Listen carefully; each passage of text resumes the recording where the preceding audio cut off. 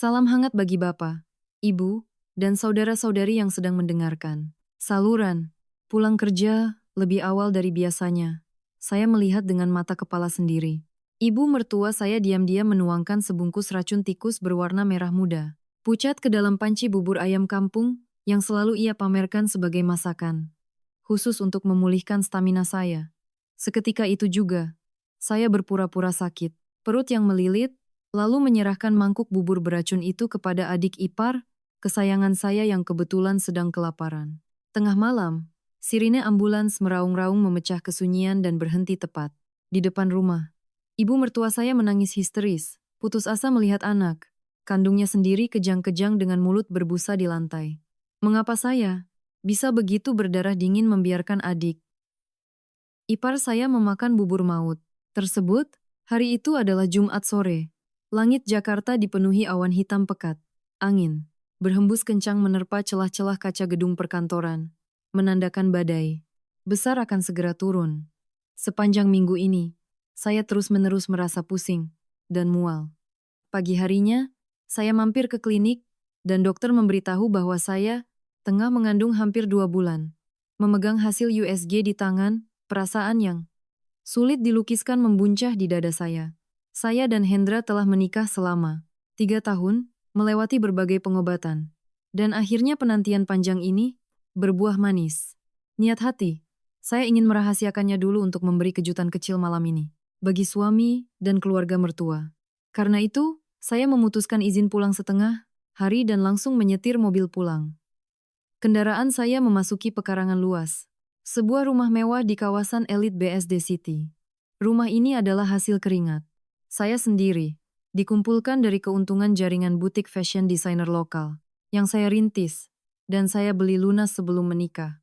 Namun, sejak Hendra beralasan ingin berbakti dan membawa Ibu Tuti, ibunya, serta Lina, adik perempuannya yang baru lulus kuliah dan masih menumpang hidup, rumah ini tak pernah lagi merasakan kedamaian. Saya membuka pintu dengan sidik jari, melangkah sepelan mungkin untuk membuat kejutan. Ruang tamu sepi, di atas meja masih berserakan kulit kuaci dan sisa es jeruk milik Lina. Dari arah dapur, aroma kaldu ayam berpadu dengan irisan daun bawang tercium. Sangat harum. Saya baru saja hendak memanggil mereka. Namun langkah saya terhenti saat mendengar suara bisik-bisik dari balik pintu kaca dapur. Suara ibu Tuti dan Lina terdengar kecil namun tajam. Cukup jelas hingga tak satu kata pun terlewat oleh saya. Ibu, cepetan. Sebentar lagi perempuan sialan itu pulang. Ibu udah tuang semua. Sebungkus belum? Jangan sampai kurang. Kalau dia cuma sakit perut, rusak semua. Rencana Mas Hendra. Kamu diam aja, anak nakal. Ibu tahu. Racun ini, ibu minta tolong orang belikan. Dari pasar gelap. 1 sendok teh saja sudah cukup bikin orang pindah alam. Apalagi ibu tuang sebungkus penuh. Kalau dia makan bubur ini, malaikat pun gak akan bisa nyelamatin dia. Minggir sana. Biar ibu aduk sampai larut semua. Darah di tubuh saya seakan membeku. Kedua kaki saya terpaku kuat di atas lantai. Keramik yang sedingin es. Saya merapatkan tubuh ke dinding dekat kulkas. Menutup mulut rapat-rapat dengan kedua tangan agar tak mengeluarkan suara isakan. Dari celah tirai, saya melihat dengan mata kepala sendiri Ibu Tuti sedang mengaduk panci bubur dengan gila-gilaan. Di sebelah talenan, sebuah bungkus plastik merah, muda pucat bergambar tengkorak menyilang tergeletak begitu saja. Racun tikus. Mereka menaruh racun tikus ke dalam bubur saya. Kepala saya berputar. Dada saya sesak hingga rasanya tak bisa bernapas. Mengapa? Mengapa? Orang-orang yang tinggal seatap, makan semeja, dan hidup dari uang hasil. Keringat saya bisa begitu kejam ingin merenggut nyawa saya? Perkataan Lina tadi mengiris otak saya. Rusak semua rencana Mas Hendra. Hendra, suami saya, juga tahu soal ini. Bahkan dia otak pelakunya. Coba ibu pikir. Kalau si Maya mati, rumah mewah ini dan semua butiknya yang jadi mesin pencetak uang itu bakal jatuh ke tangan siapa? Bukannya otomatis jatuh ke tangan Mas Hendra? Nanti Mas Hendra pasti bagi-bagi ke kita. Aku bakal minta belikan mobil baru. Biar teman-teman ibu pada iri. Tinggal sama kakak ipar. Pelit yang perhitungannya minta ampun kayak dia. Aku udah muak banget. Ini kan ibu juga lagi usahakan. Kamu pikir ibu suka lihat muka angkuhnya itu? Mentang-mentang bisa cari uang. Dia mandang keluarga suami sebelah mata. Hendra, sudah perhitungkan matang-matang. Kalau dia mati wajar karena keracunan makanan, polisi nggak akan curiga. Udah, kamu nonton TV sana di depan. Ibu tuang ke mangkuk biar agak dingin. Nanti pas dia pulang suhunya pas buat dimakan. Kenyataan telanjang dan menjijikkan yang terpampang di depan mata membuat saya nyaris ambruk. Ternyata, di balik topeng keluarga harmonis, di balik panggilan ibu dan nak yang manis setiap hari, mereka menganggap saya tak lebih dari tambang emas yang harus dihancurkan untuk dirampas hartanya. Anakku, saya memegangi perut bawah saya. Saya sedang mengandung darah daging dari keluarga iblis ini. Jika saya memakan bubur itu, bukan hanya saya, tapi janin mungil ini juga akan mati mengenaskan tanpa ada yang tahu. Api kemarahan memuncak, membakar habis semua kelemahan dalam diri saya.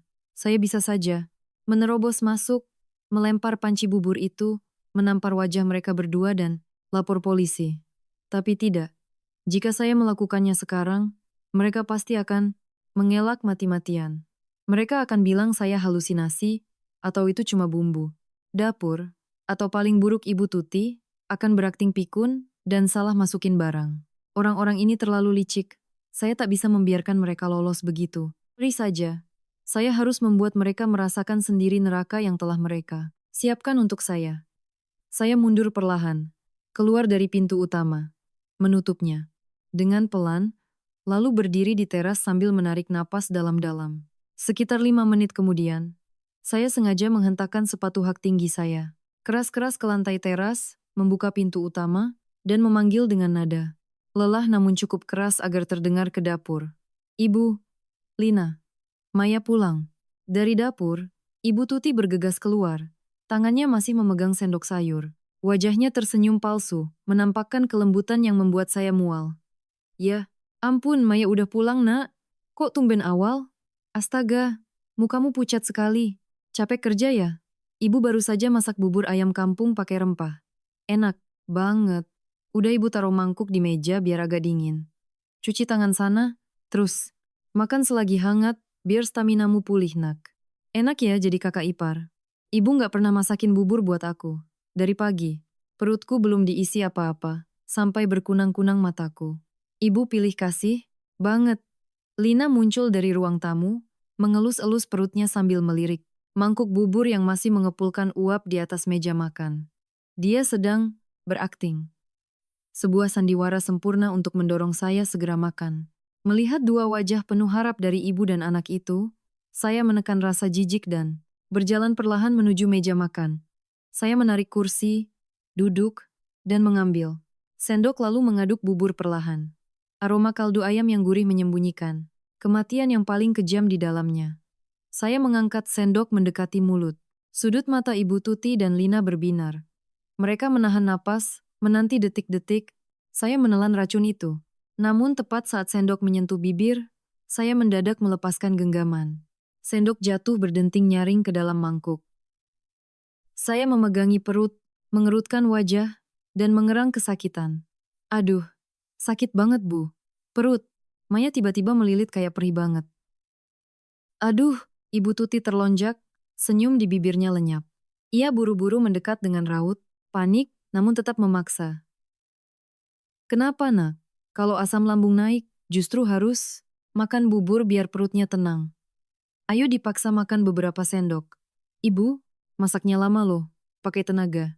Gak bisa bu, sakit banget, mual luar biasa.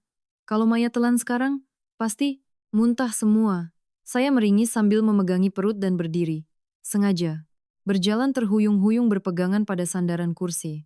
Saya melirik Lina, yang sedang menelan ludah menatap mangkuk bubur itu. Rencana senjata makan tuan terlintas di benak saya. Lin, tadi kamu bilang kamu kelaparan sampai berkunang-kunang kan? Kakak lagi. Sakit perut banget, gak bisa makan. Sayang kalau dibuang.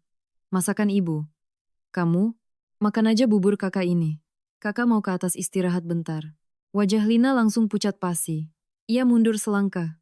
Kedua tangannya melambai. Menolak, matanya menyorotkan ketakutan. Gak usah kak. Bubur itu kan ibu, masak khusus buat kakak. Mana berani aku makan. Tiba-tiba aku ngerasa kenyang. Kok, kakak taruh aja, nanti kalau udah mendingan kakak makan. Iya, kamu gila ya, Lin. Ngapain kamu rebut bubur kakak iparmu? Kalau kamu nggak mau makan sekarang, taruh aja di sini. Nanti malam dipanasin lagi juga bisa. Naiklah istirahat, nak. Timpal Ibu Tuti. Melihat kepanikan mereka menolak, saya semakin paham betapa mematikannya bubur itu. Saya berpura-pura bersandar di bahu Lina, dengan suara lemah namun menekan. Lina, ngapain sungkan sama kakak? Kemarin kamu minta dibeliin tas yang harganya 30 juta itu kan? Kakak belum setuju kan? Sekarang, kalau kamu makan, bubur ini biar ibu nggak sedih masaknya terbuang. Sore ini juga kakak transfer. Uangnya biar kamu bisa beli tas itu. Kakak udah nggak kuat berdiri. Tegak kamu. Lihat ibu sedih buburnya kebuang. Mendengar tas 30 juta, mata Lina berbinar terang. Keserakahannya seketika, mengalahkan rasa takut. Dalam otaknya, dia pasti berpikir panci bubur itu begitu besar, mungkin ibunya hanya menaruh racun di satu sudut. Atau mungkin racun, tikus kerjanya lambat, makan beberapa suap, tak akan langsung mati. Nanti tinggal dimuntahkan di kamar mandi. Beneran kak? Kakak janji transfer uang tasnya ya? Ya udah deh, aku kasihan. Lihat kakak sakit. Biar aku yang makan buburnya, biar ibu nggak sedih. Kakak naik, ke atas aja istirahat. Lina, kamu ngapain? Jangan dimakan. Muntahkan sekarang. Ibu Tuti panik bukan? Kepalang. Ia menerjang maju hendak menepis mangkuk itu, tapi Lina, karena takut, saya membatalkan janji tas 30 juta. Dan memang sedang kelaparan. Dengan cepat, mengangkat mangkuk dan melahap bubur itu rakus-rakus. Buburnya enak, bumbunya terasa pas. Lina menelan hampir setengah mangkuk di depan mata ibunya yang melotot and heri. Bubur ibu enak banget kak. Kakak ke atas aja. Uang tasnya jangan lupa ditransfer ya, ucap Lina sambil mengunyah dan tertawa. Sama sekali tak sadar. Malaikat maut sudah mengetuk pintunya.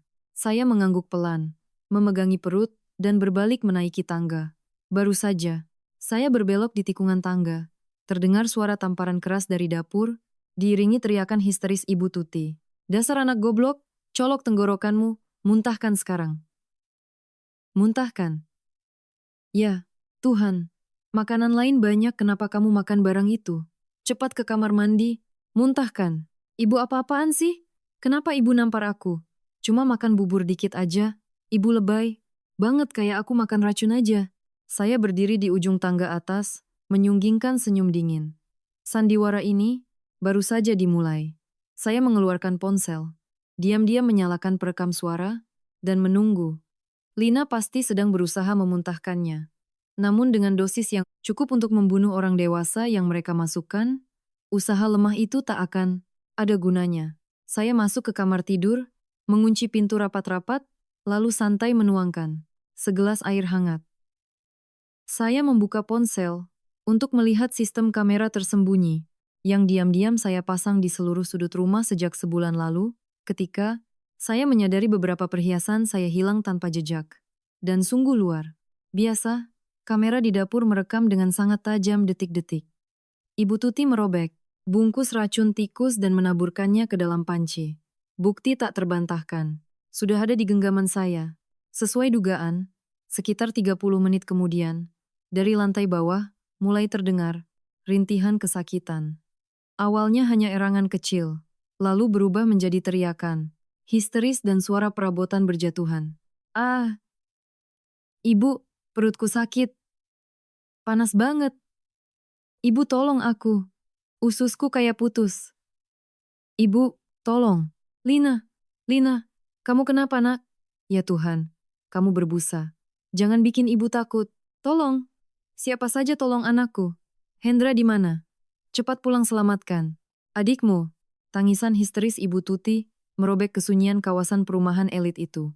Saya perlahan membuka pintu kamar, berjalan ke balkon dalam, dan menatap ke bawah. Pemandangan di ruang tamu tak ubahnya film horor. Lina menggeliat di atas lantai. Kayu, kedua tangannya memegang perut, matanya mendelik putih. Dari sudut bibirnya, busa putih bercampur darah mulai keluar. Tubuhnya kejang-kejang, kakinya menendang-nendang ujung meja. Ibu Tuti terduduk lemas di lantai. Rambutnya berantakan. Memeluk putrinya sambil menangis hingga suaranya serak. Ia menampar-nampar pipi Lina. Tapi gadis itu sudah kehilangan kesadaran. Bau tak sedap karena Lina mengompol dan buang air. Tanpa sadar menguar tajam. Melihat saya turun tangga dengan ekspresi tenang, Ibu Tuti bagai orang tenggelam. Menemukan pelampung. Ia merangkak ke kaki tangga. Mendongakkan matanya yang merah penuh kebencian, namun berlinang air mata menatap saya. Maya. Telepon. Ambulans. Panggil ambulans, selamatkan adikmu. Dia mau mati. Dia keracunan. Tolong adikmu, Nak. Saya berdiri di anak tangga, menatapnya dengan tatapan dingin tanpa belas kasihan. Saya mengeluarkan ponsel, tapi tidak langsung memencet 119. Saya turun. Beberapa anak tangga menunduk menatap tajam wajah perempuan kejam yang berlutut di bawah kaki saya. Keracunan? Aneh ya. Bubur yang ibu susah-susah masak buat saya. Kok dimakan? Lina malah bikin keracunan sampai mau mati? Atau jangan-jangan ibu salah masukin sesuatu ke dalamnya? Ibu Tuti tercekat. Wajahnya berkerut karena panik dan ketakutan. Ia tahu saya telah menyadari sesuatu. Namun nyawa putrinya yang di ujung tanduk membuatnya tak punya waktu untuk mengelak. Ibu mohon, kamu mau ngomong apa terserah, tapi panggil ambulans dulu. Dia adik iparmu. Kalau dia mati, hidupmu juga enggak bakal tenang. Saya memencet 119. Membacakan alamat dengan jelas, lalu menutup telepon. Tengah malam, suara sirina ambulans meraung-raung memekakan telinga, memecah kesunyian. Kawasan elit itu, dan berhenti tepat di depan gerbang. Tim medis berlarian. Masuk, meletakkan Lina di atas tandu. Seluruh tubuhnya sudah membiru, napasnya tersengal, dan kesadarannya hilang total. Ibu Tuti menangis meraung-raung. Berlari mengikuti tandu tanpa sempat memakai sandal. Saya mengambil jaket, mengunci rumah dengan santai, lalu masuk ke mobil dan mengikuti ambulans dari belakang. Duduk di dalam mobil, menatap lampu rotator merah yang berputar di depan sana. Senyum sinis tanpa sadar mengembang di bibir. Mereka pikir saya ini domba penurut yang pasrah disembelih untuk dirampas hartanya. Mereka salah besar. Bubur maut ini barulah hidangan pembuka. Suami saya, Hendra, si otak bangsat yang sedang pura-pura dinas keluar kota itu. Ketika ia pulang dan melihat adiknya di ICU serta ibunya menghadapi ancaman penjara, ia akan merasakan bagaimana kehilangannya semua yang ia niatkan untuk dirampas. Dalam permainan ini, sayalah yang menentukan aturannya. Lorong ruang ICU RSUD kota terasa sangat dingin dan mencekam pada pukul 2 pagi. Cahaya lampu neon putih memantul di lantai keramik, menciptakan bayangan tajam. Bau obat disinfektan dan alkohol menyengat hidung, mengaduk-aduk lambung saya, yang memang sedang mual karena morning sickness. Saya duduk diam di kursi. Tunggu plastik biru di sudut lorong. Mendekap jaket, tipis. Menatap lurus ke arah pintu kaca buram ruang gawat darurat. Di dalam sana, para dokter sedang berjuang, melakukan bilas lambung demi menyelamatkan nyawa Lina. Adik ipar kesayangan yang menelan habis bubur beracun yang disiapkan, ibu kandungnya sendiri untuk saya. Sekitar 3 meter dari saya, Ibu Tuti tergeletak lemas di lantai. Ia tak lagi memiliki wibawa seorang ibu mertua penguasa. Rambutnya lepek oleh keringat, daster elstranya berantakan dan bernoda darah serta busa dari mulut Lina. Ia memukul-mukul lantai, menangis pilu. Suara tangisnya tertahan di tenggorokan, terdengar seperti lolongan binatang yang tersudut. Sambil menangis, ia mencuri, pandang ke arah saya dengan mata merah dan penuh kebencian, ketakutan, serta kepanikan. Ia takut pada saya. Pasti begitu. Wanita licik berwawasan sempit ini kini terjebak dalam perangkap maut yang ia buat sendiri. Ia tahu saya menyadari ada yang tak beres dengan bubur itu. Ia tahu saya sengaja memberikannya pada Lina. Tapi ia tak berani buka mulut untuk menuduh saya. Karena jika ia berani berkata, saya sengaja mencelakai Lina, ia harus menjawab satu pertanyaan fatal. Mengapa ada racun tikus di dalam bubur yang dimasak khusus untuk menantunya? Pintu ruang IGD tiba-tiba terbuka. Seorang dokter pria parubaya keluar sambil membuka masker. Wajahnya tampak lelah dan serius. Ibu Tuti melesat bagai pegas, menerjang maju mencengkeram jas putih dokter itu, Mulutnya gagap tak bersuara. Dok, dokter, anak saya Lina. Gimana kabarnya? Dia udah sadar? Tolong, selamatkan anak saya dok. Berapapun biayanya saya bayar. Dokter itu mengerutkan kening, melepaskan tangan Ibu Tuti. Suara tegasnya bergema di lorong sepi. Keluarga harap tenang. Kami sudah melakukan bilas, lambung dan detoksifikasi darurat. Pasien sudah melewati masa kritis untuk sementara waktu, tapi kondisinya sangat rumit. Racun yang masuk adalah senyawa. Kimia sangat mematikan dari racun tikus ilegal, yang menyebabkan pendarahan, organ dalam, dan merusak sistem saraf pusat. Beruntung makanannya belum sepenuhnya dicerna, tapi karena racunnya sangat keras, pasien berisiko mengalami kerusakan otak dan gagal ginjal. Saat ini pasien masih koma dan harus terus menjalani cuci darah. Mendengar kata racun tikus dan koma, kedua kaki Ibu Tuti melunak. Tubuhnya merosot jatuh ke lantai, matanya mendelik ke atas, lalu ia jatuh pingsan. Beberapa perawat harus bergegas datang, mengoleskan minyak angin dan menekan titik akupunktur untuk menyadarkannya. Dokter menoleh pada saya. Satu-satunya orang yang masih waras di situ. Iya, berdeham, ibu keluarga pasien. Kasus keracunan racun tikus ini masalah sangat serius.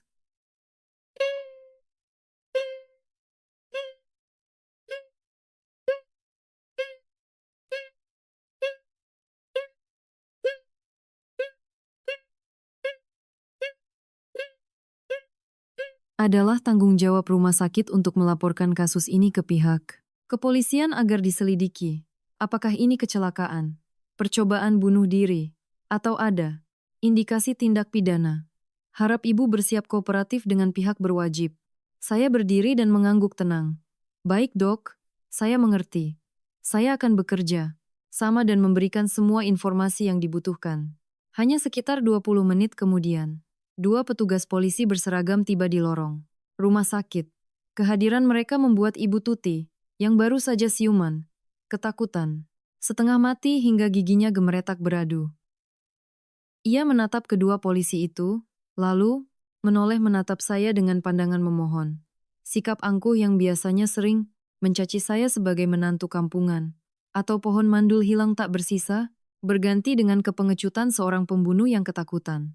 Seorang polisi menghampiri saya, mengeluarkan buku catatan. Selamat malam, Bu. Kami mendapat laporan dari rumah sakit tentang kasus keracunan bahan kimia. Ibu, keluarga dari korban bernama Lina. Bisa jelaskan apa yang korban makan sebelum kejadian? Dan apakah di rumah menyimpan racun tikus? Ibu Tuti menahan napas. Tangannya yang gemetar mencengkeram erat sandaran kursi. Ia tahu nyawanya dan masa depannya saat ini sepenuhnya bergantung pada mulut. Cukup saya ceritakan soal bubur itu, cukup saya serahkan rekaman CCTV di ponsel saya, maka tangannya akan langsung diborgol dan ia akan menghadapi penjara seumur hidup atas percobaan pembunuhan terencana. Saya menoleh menatap Ibu Tuti, tersenyum tipis yang nyaris tak terlihat. Dalam permainan ini, sayalah sutradaranya. Menghancurkannya sekarang terlalu mudah dan membosankan. Saya ingin dia dan suami bangsat saya hidup dalam ketakutan, kehilangan semua yang mereka idamkan, dan menerima hukuman paling kejam. Iya, Pak Polisi. Jawab saya dengan nada lembut, pura-pura bingung dan ketakutan layaknya wanita hamil yang sedang syok berat. Beberapa hari ini, rumah kami banyak tikus yang merusak barang. Jadi ibu mertua saya beli racun, tikus bubuk dan ditaruh di sudut dapur. Sore tadi, ibu saya masak kaldu ayam. Untuk keluarga. Mungkin karena ibu saya sudah tua dan matanya rabun. Saat mengambil bumbu, beliau nggak sengaja menjatuhkan bubuk racun tikus itu ke dalam panci. Adik ipar saya pulang main kelaparan. Dan tanpa tahu apa-apa langsung mengambilnya untuk dimakan. Semuanya cuma kecelakaan nahas, Pak. Mendengar ucapan saya, Ibu Tuti bagai orang tenggelam yang berhasil meraih papan. Ia buru-buru merangkak maju, menangis histeris menutupi wajahnya. Berakting sebagai ibu tua pikun dengan sangat sempurna. Benar, Pak Polisi. Ini, karena saya yang tua dan pikun. Mata saya belakangan ini buram. Saya pikir itu, kaldu bubuk jadi nggak sengaja tertuang ke masakan. Saya membunuh anak saya. Sendiri, Pak. Ya ampun. Saya punya satu anak perempuan. Masa saya tega mencelakainya? Tangkap saya saja, Pak. Tangkap nenek tua pikun ini. Kedua polisi itu saling pandang, lalu mencatat. Berdasarkan kesaksian saya dan tangisan histeris Ibu Tuti, ditambah tak ada yang akan menyangka seorang ibu sengaja meracuni anak kandungnya sendiri. Kasus ini untuk sementara dicatat sebagai kecelakaan akibat kelalaian dalam rumah tangga. Setelah meminta keluarga memberikan sisa makanan di rumah untuk dites, kedua polisi itu pergi. Lorong kembali sepi. Saya melangkah pelan mendekati kursi tempat Ibu Tuti terduduk lesu. Saya membungkuk, berbisik tepat di telinganya.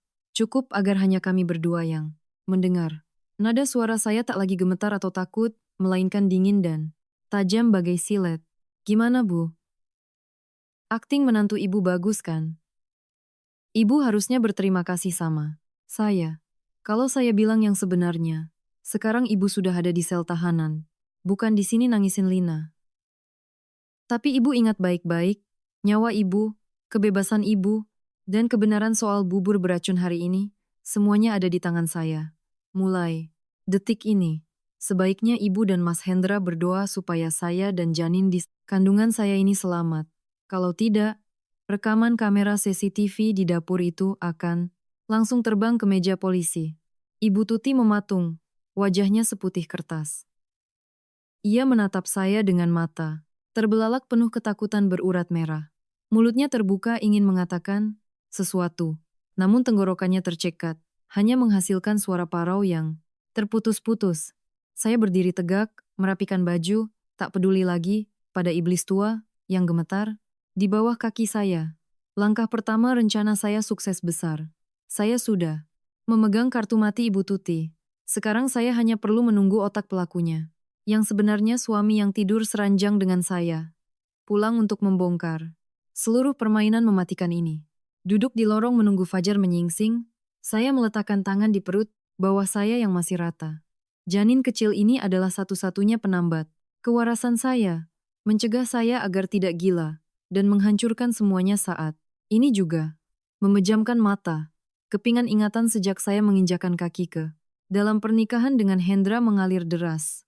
Begitu jelas dan perih seperti disiram air. Saya lahir di sebuah desa miskin. Orang tua saya meninggal dunia dalam kecelakaan lalu lintas, meninggalkan saya berjuang sendiri melawan kejamnya, hidup sejak usia 18 tahun. Dengan usaha keras tanpa henti, dari seorang penjahit, buruh pabrik, saya belajar desain secara otodidak, menabung setiap sen hingga bisa membuka butik kecil. Lalu, berkat kejelian membaca pasar, butik itu berkembang menjadi 3 cabang butik busana wanita kelas atas di jalan-jalan paling sibuk di Jakarta. Keuntungan ratusan juta rupiah per bulan membuat saya mampu membeli mobil dan rumah mewah di kawasan elit BSD City di usia 26 tahun. Hendra masuk ke dalam hidup saya tepat saat saya merasa paling kesepian dan mendambakan sebuah keluarga. Ia adalah wakil manajer penjualan di sebuah perusahaan properti. Penampilannya rapi. Tutur katanya tenang. Hendra, menaklukkan hati saya bukan dengan barang mewah, melainkan dengan semangkuk bubur hangat yang ia masak sendiri dan diantar ke butik tengah malam, atau dengan kesabarannya memijat kaki saya saat saya kelelahan berdiri seharian, memotong kain. Saya, seorang wanita tangguh di dunia bisnis tapi lemah soal asmara, dengan mudah masuk perangkap kehangatan palsu itu. Saya mengangguk menjadi istrinya, tanpa curiga sedikit pun.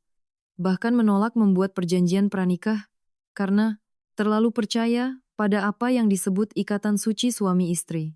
Namun topeng Hendra dan keluarganya baru benar-benar lepas saat kami menikah, setengah tahun. Hendra mulai beralasan pekerjaannya terlalu menekan, gajinya tak seberapa, lalu resign. Ia merayu, bilang ingin membantu mengelola butik agar saya tak terlalu capek.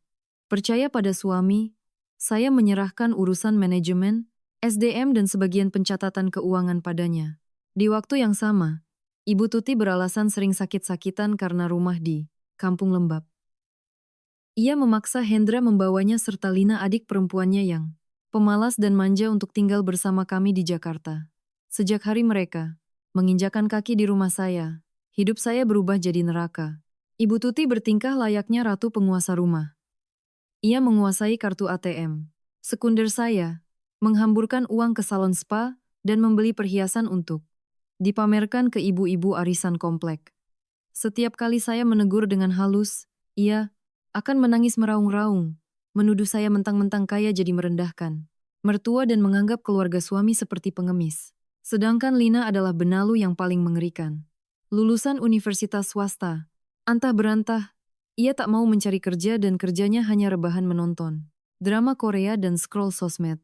Ia berani masuk ke kamar tidur kami, mengacak-acak lemari, mengambil tas-tas bermerek dan gaun limited edition saya untuk dipakai party.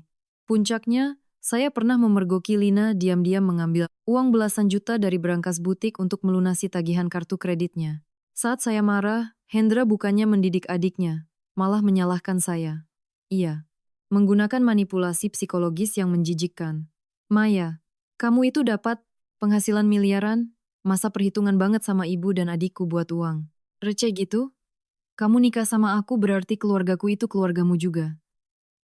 Kamu, perhitungan gini, kalau orang luar tahu, mereka bakal ngetawain kamu, bilang, kamu wanita materialistis yang kurang ajar. Nggak dididik benar sama orang. Tuamu, penghinaan terhadap mendiang orang tua saya membuat saya mati rasa.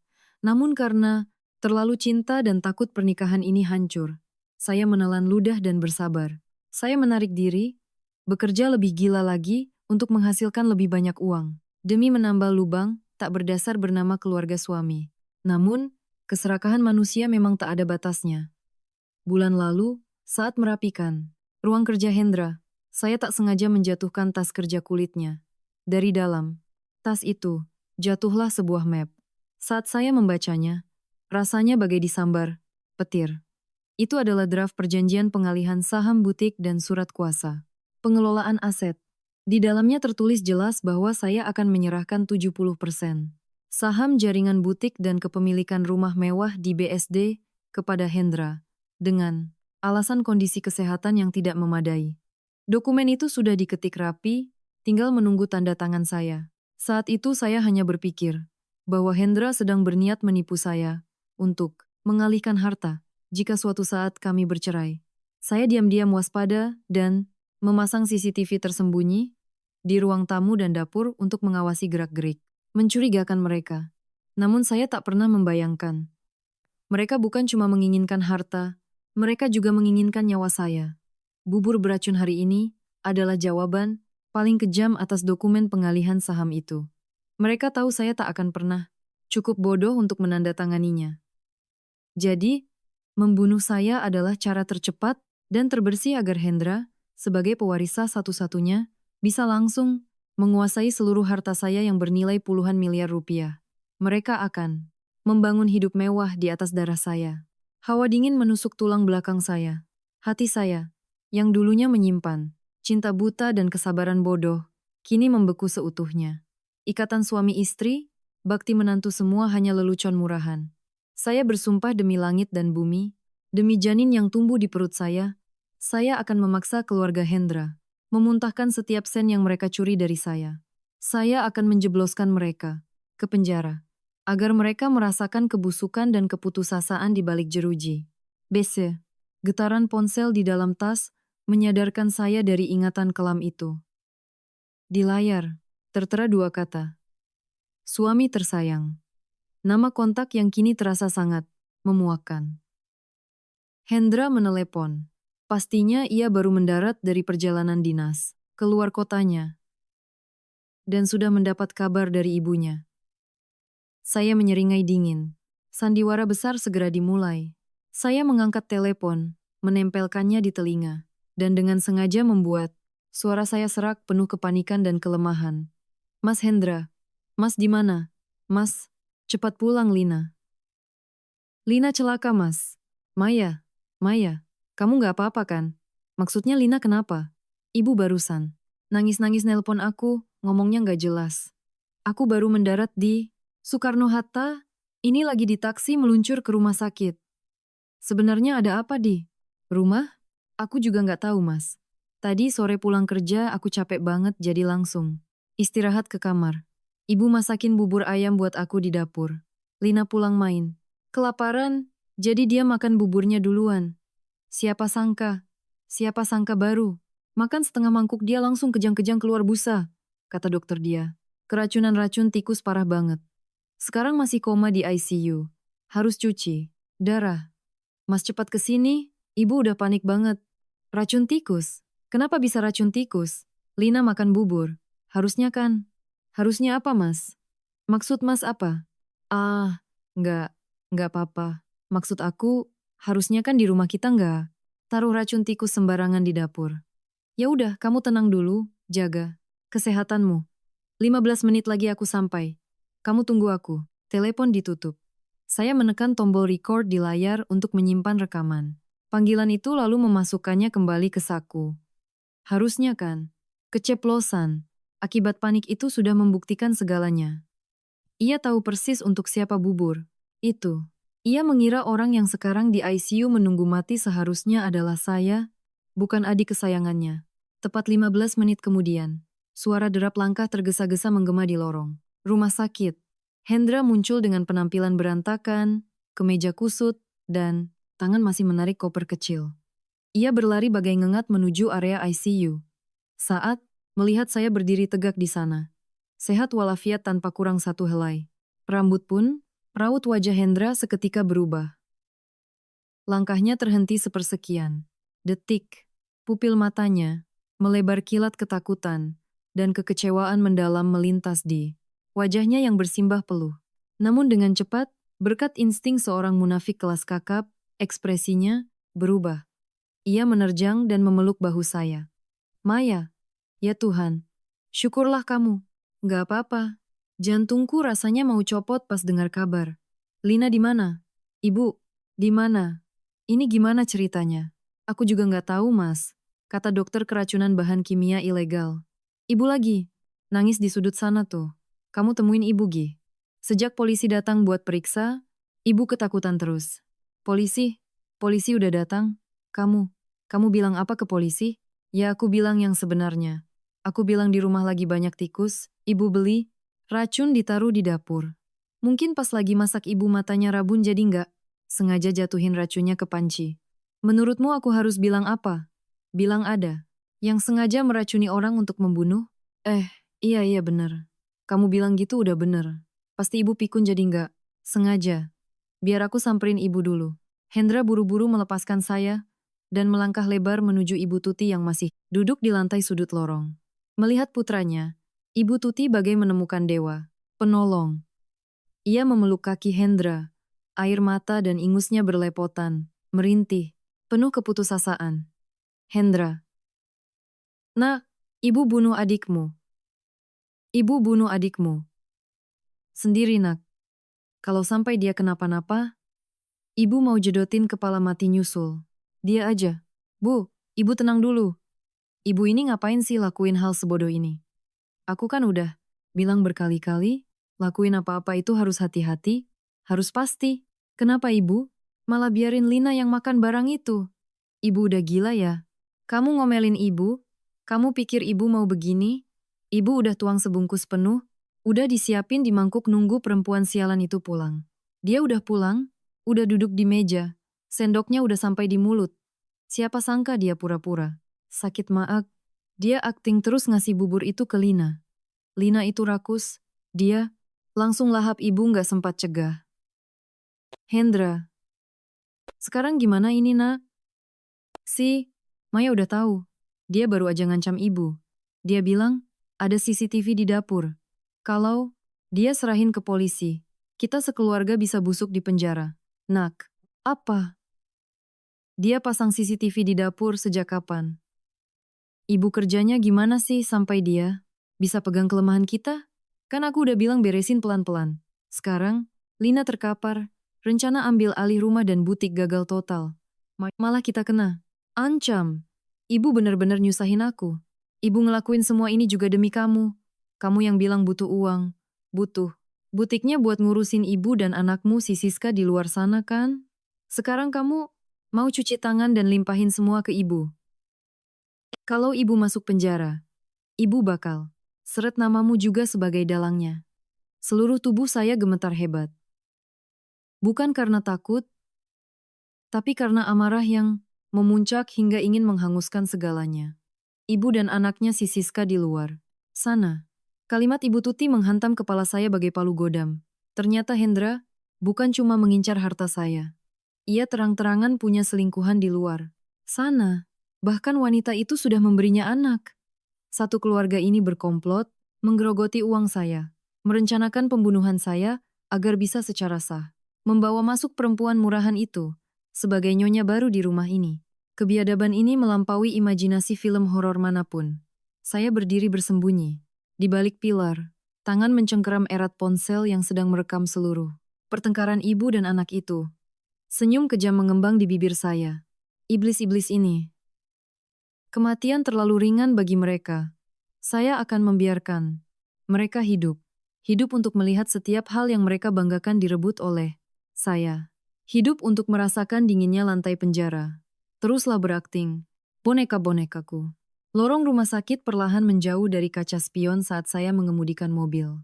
Menjauh. Jarum jam di dashboard menunjukkan pukul 3 pagi.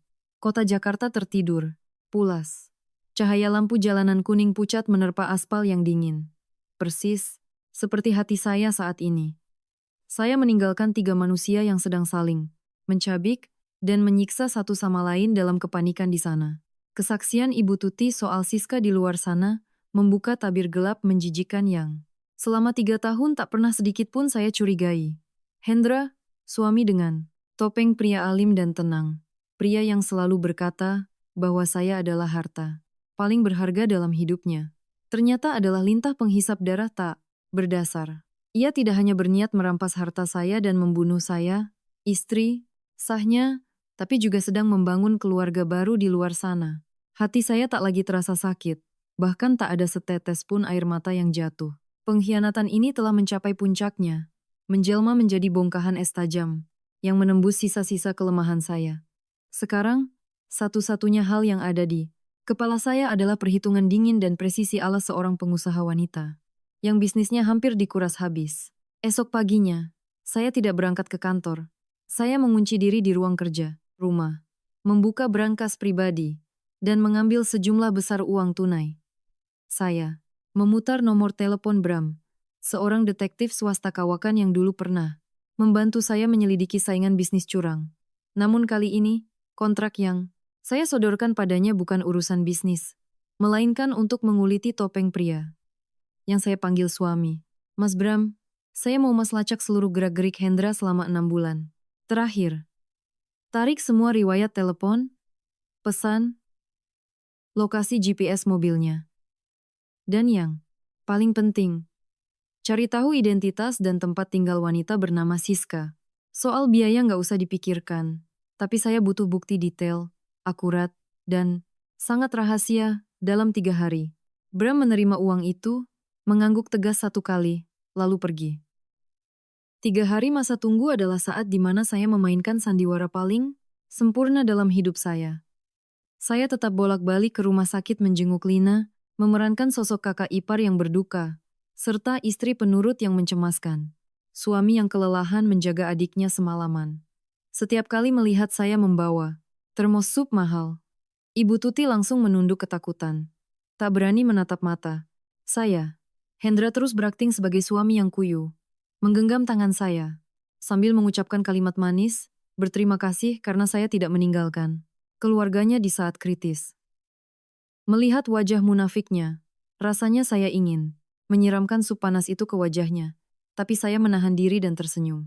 Saya harus menunggu jaring ini tertenun sempurna. Tepat 3 hari kemudian, Bram menemui saya di sebuah kedai kopi tersembunyi di gang kecil daerah Kemang. Ia meletakkan sebuah map tebal di atas meja, berisi setumpuk foto, mutasi rekening, dan dokumen rahasia. Mbak Maya, saya rasa Mbak harus siap mental. Suami Mbak bukan cuma selingkuh, dia sedang membangun kerajaannya sendiri pakai uang bak.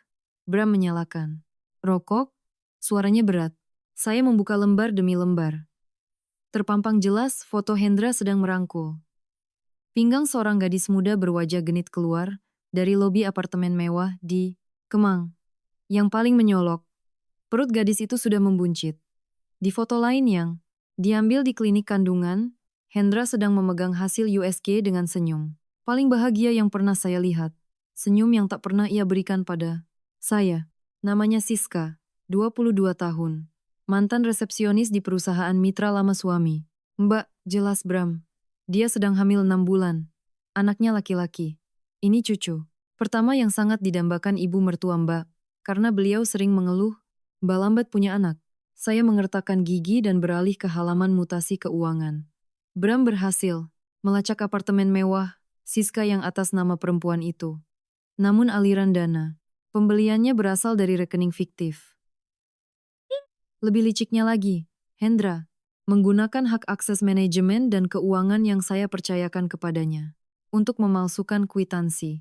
Ia bekerja sama dengan supplier kain untuk menggelembungkan harga bahan baku, menguras kas butik saya miliaran rupiah untuk membelikan apartemen dan mobil bagi selingkuhannya.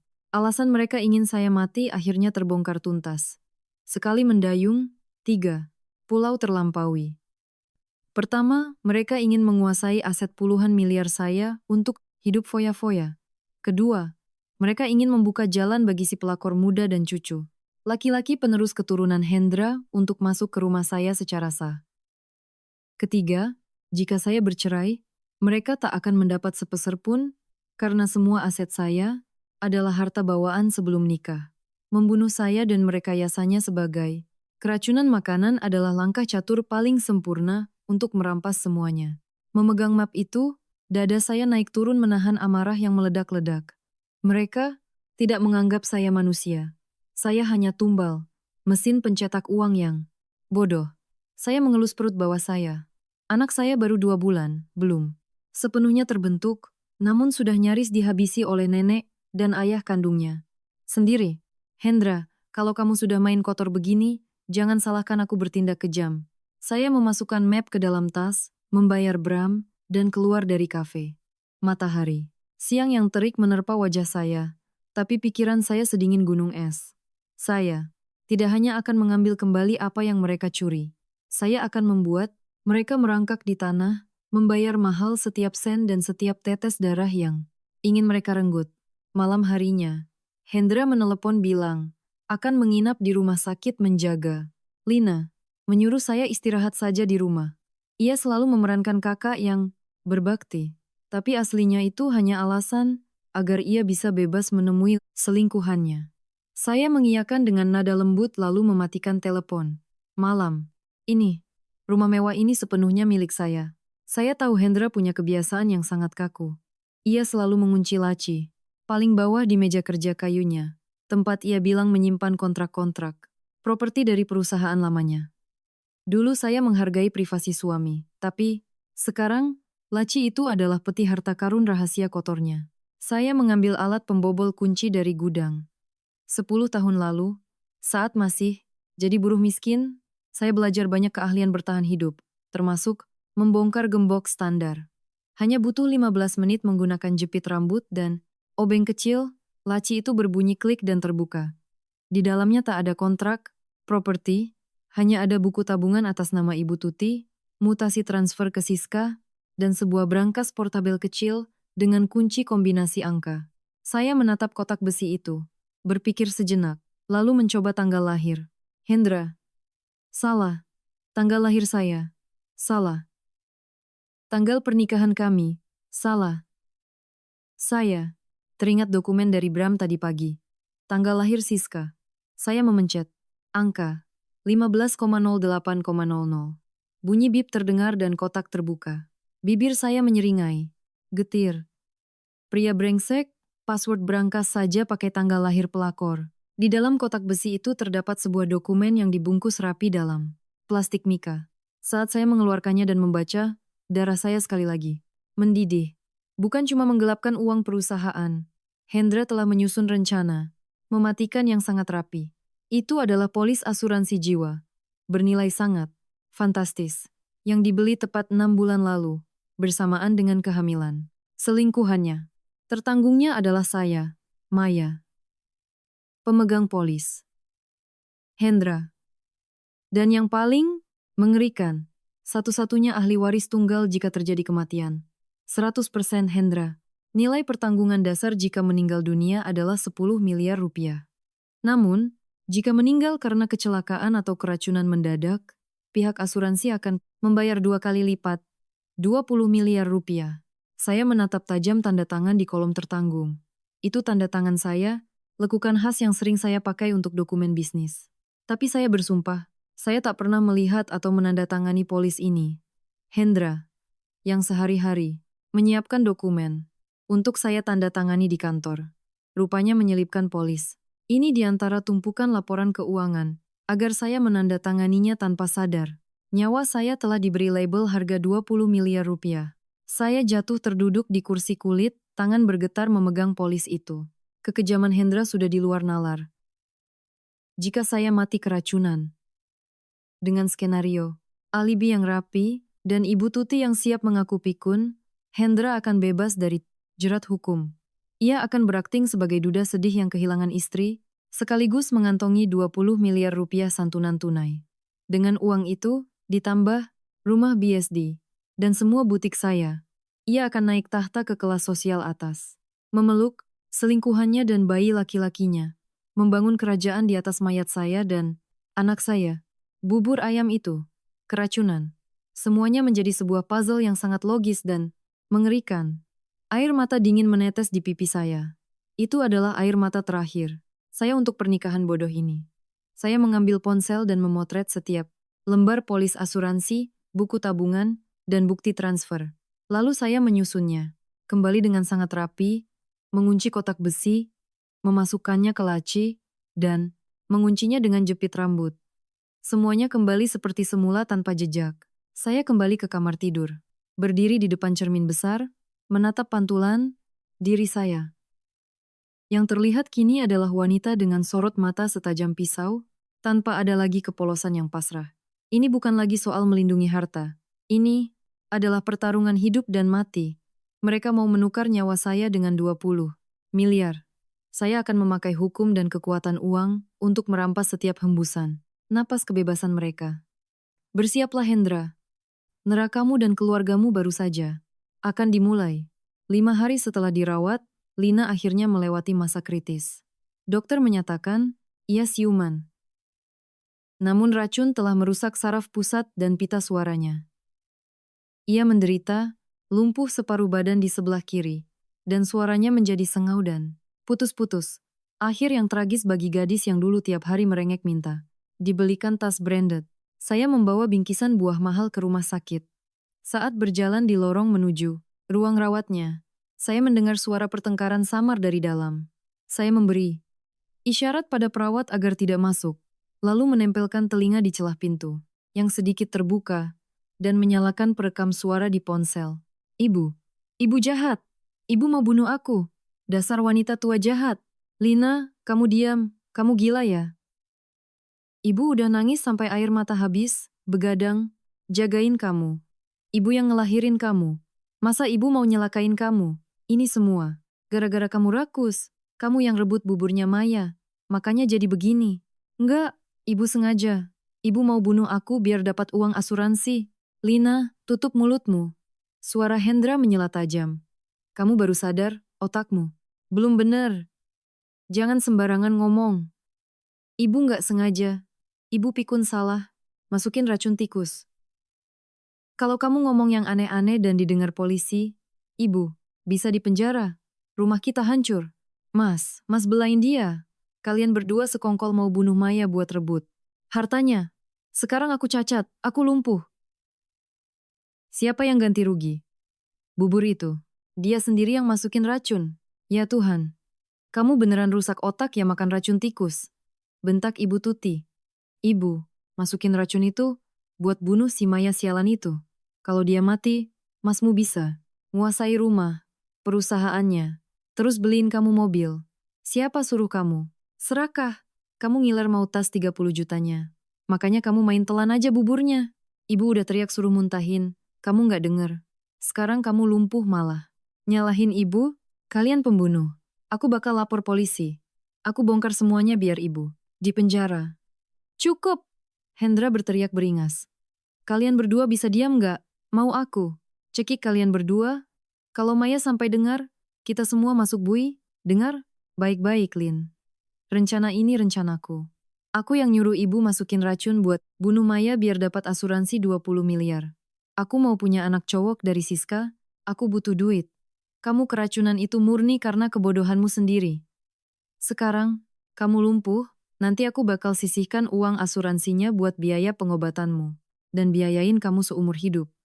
Tapi, kalau kamu berani buka mulut ke polisi, aku sumpah bakal cabut selang oksigenmu detik ini juga. Paham? Tuh dengerin masmu ngomong. Kamu bikin ribut, ibu di penjara, masmu di penjara, terus kamu yang lumpuh ini mau siapa yang cebokin? Siapa yang bayar biaya rumah? Sakit? Tutup mulutmu rapat-rapat, ngocehnya ditahan. Tunggu sampai Maya mati, baru keluarga kita kaya raya. Iblis. Kalian iblis. Biarin iblis. Demi keluarga ini, masmu rela jadi iblis. Bu, elap air liurnya. Bentar lagi Maya datang jenguk, ibu sama aku harus akting yang bagus. Jangan, sampai dia curiga. Kalau dia cium gelagat aneh terus blokir semua rekening, semua gelandangan di jalanan. Drama keluarga penuh kasih sayang itu akhirnya terkelupas habis di balik pintu. Kamar rawat.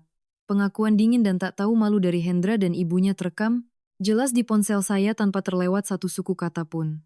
Keluarga ini benar-benar sekumpulan monster berdarah dingin yang siap mengorbankan nyawa darah dagingnya sendiri demi tawar-menawar. Saya menyimpan rekaman itu dan langsung mengunggah salinannya ke cloud. Berdiri di depan pintu, saya menyeringai, merapikan kemeja, menarik napas dalam-dalam, lalu mendorong pelan pintu dan masuk. Seketika wajah saya berubah menjadi penuh kekhawatiran dan kesedihan mendalam. Kalian pikir kalian ini pemburu? Sebenarnya, kalian cuma hewan buruan yang masuk sendiri ke dalam kandang. Setelah keluar dari kamar rawat Lina dengan rekaman penentu di tangan, saya merobek sedikit sisa kewarasan batin saya untuk mengenakan topeng baru. Topeng, wanita lemah, panik, dan hancur lebur karena musibah keluarga. Saya tahu, untuk menjebak kawanan serigala haus darah, saya harus melempar umpan yang paling menggiurkan. Dan umpan itu adalah kursi kekuasaan di jaringan butik saya yang menghasilkan miliaran rupiah tiap bulannya. Kembali ke rumah, saya mulai berakting luar biasa. Saya mogok makan, terbaring, lemas di kasur, sesekali memegangi perut dan menangis histeris. Saya memanggil dokter kandungan langganan saya datang ke rumah, dan secara diam-diam memintanya melebih-lebihkan kondisi saya di depan Hendra dan mertua. Dokter tua itu, setelah memeriksa tekanan darah saya, menatap Hendra dengan sorot menegur dan berkata tegas. Istri Bapak mengalami kelelahan kronis dan ancaman keguguran. Jika tidak istirahat total di kasur selama 3 bulan ke depan, nyawa ibu dan janinnya tidak akan bisa diselamatkan. Mendengar itu, Hendra langsung berakting sebagai suami yang sangat menderita dan cemas. Ia berlutut di tepi ranjang, menggenggam tangan saya dengan mata berkaca-kaca palsu. Ia berjanji akan mengambil alih semua urusan rumah dan kantor agar saya bisa fokus bed rest. Ibu Tuti, di ambang pintu juga buru-buru, mengusap air mata buayanya, menggumamkan doa, dan bersumpah akan merawat saya. Siang malam demi menebus ketidaksengajaannya, menjatuhkan racun ke bubur waktu. Itu, keesokan paginya, saya memanggil Hendra dan menyerahkan selembar surat kuasa. Sementara, dengan suara parau dan terputus-putus, saya bilang bahwa saya tak bisa mengabaikan butik yang sudah saya bangun susah payah. Tapi kondisi kesehatan tak memungkinkan. Jadi saya serahkan kendali penuh kepadanya. Saya melihat jelas pupil mata Hendra melebar. Kilat keserakahan dan kebanggaan melintas cepat sebelum disembunyikannya dengan sebuah pelukan hangat. Tangannya sedikit gemetar kegirangan memegang surat itu. Ia yakin ikan besarnya sudah masuk jaring. Namun si bodoh Hendra tidak tahu bahwa sebelum menandatangani surat kuasa itu, saya sudah memasang software pemantau jarak jauh dan CCTV, tersembunyi di ruang kantor utama butik. Saya juga telah mengontak Mbak Ratna, kepala akuntan butik yang sangat setia, dan sudah ikut saya sejak awal merintis usaha. Saya memberinya tugas untuk mencatat setiap aliran dana mencurigakan, menyalin semua invoice yang disetujui Hendra, lalu mengirimkannya ke email rahasia saya setiap hari. Setelah mendapat kekuasaan, Hendra mulai menunjukkan taringnya sebagai pecundang yang mendadak berkuasa.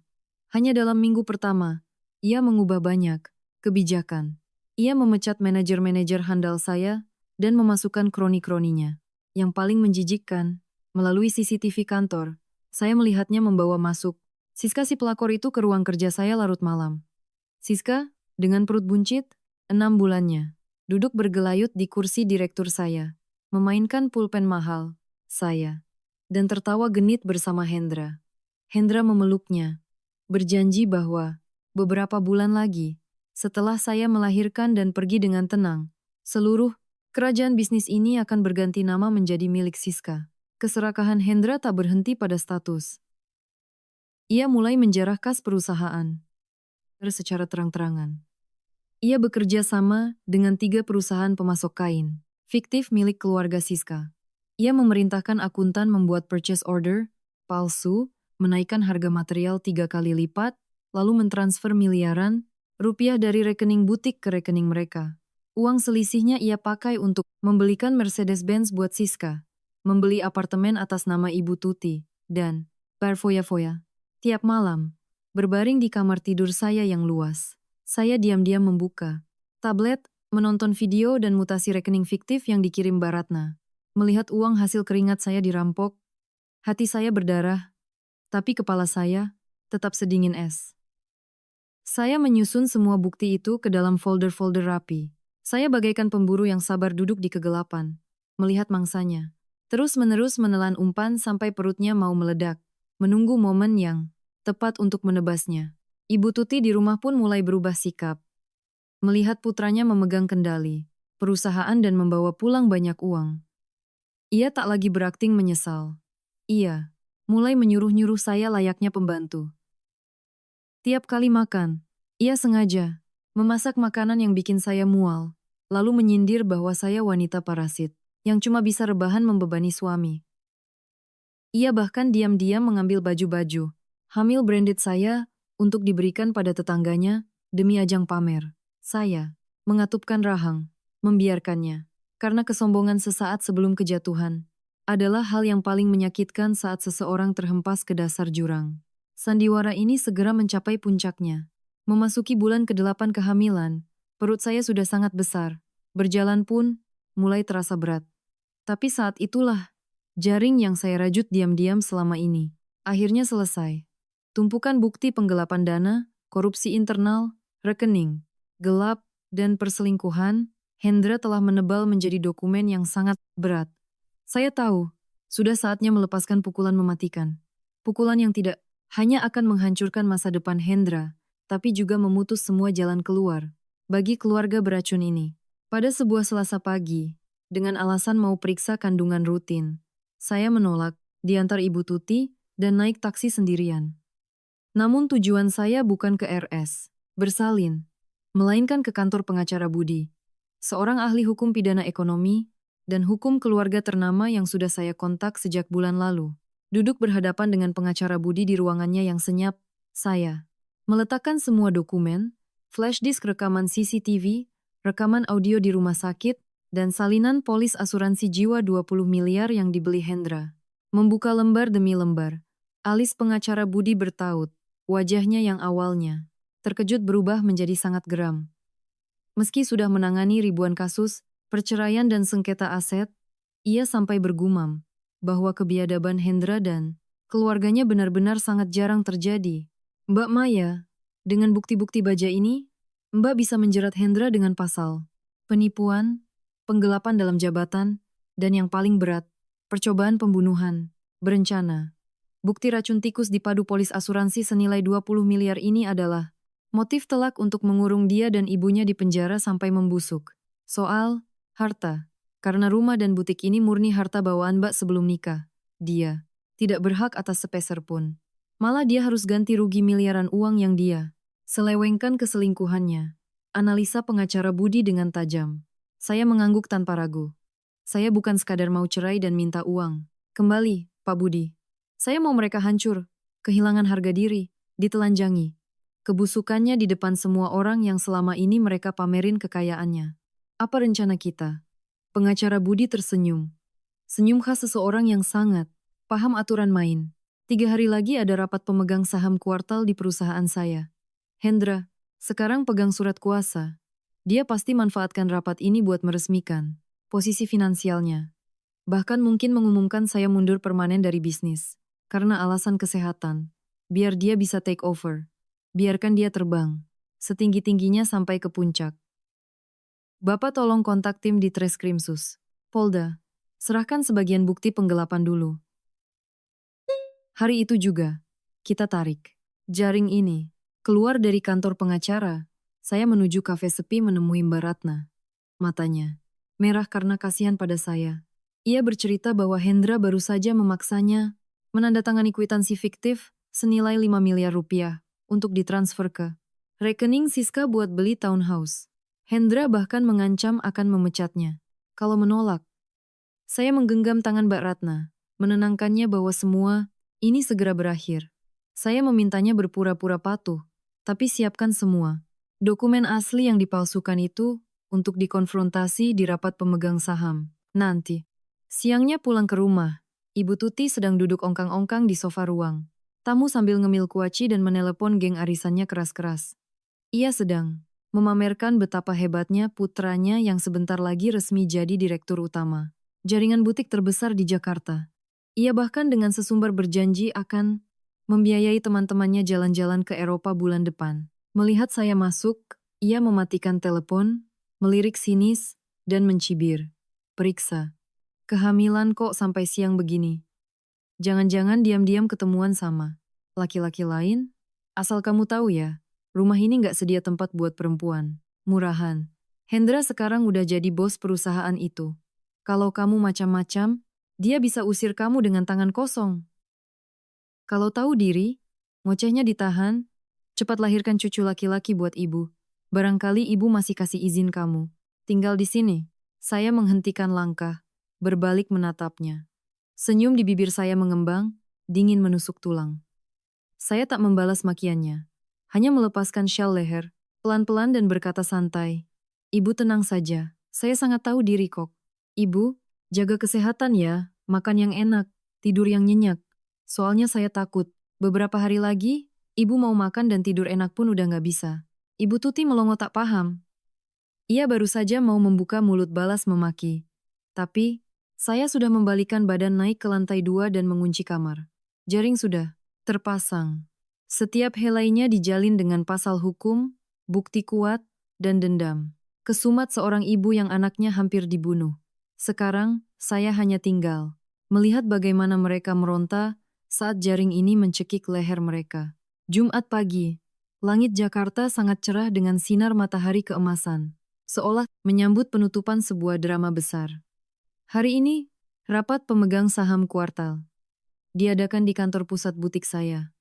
Disebut rapat pemegang saham biar keren, padahal isinya hanya saya pemegang 80% saham.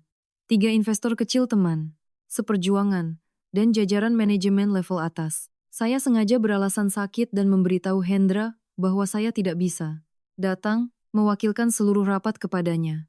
Hendra kegirangan luar biasa. Ia memakai setelan jas tailor-made paling mahal, mengoles pomade hingga rambutnya, klimis, menyemprotkan parfum mewah, dan melangkah keluar rumah dengan gaya layaknya raja.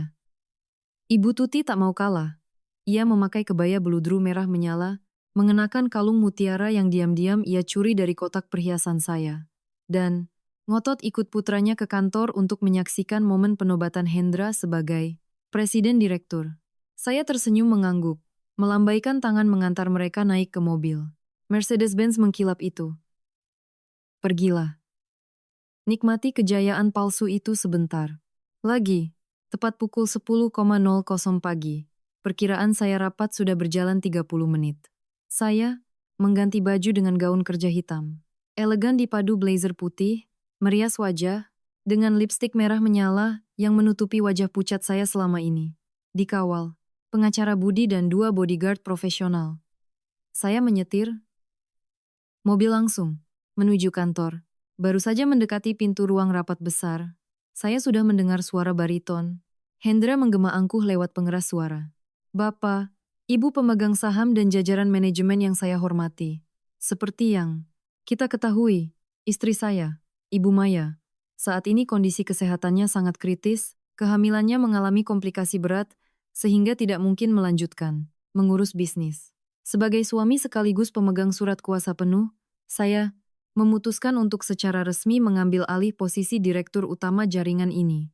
Mulai hari ini, saya juga mengumumkan kerja sama dengan 3 pemasok bahan baku baru untuk ekspansi, dan perombakan struktur manajemen akan saya putuskan. Langsung hari ini juga, Ibu Tuti duduk paling depan, bertepuk tangan paling keras.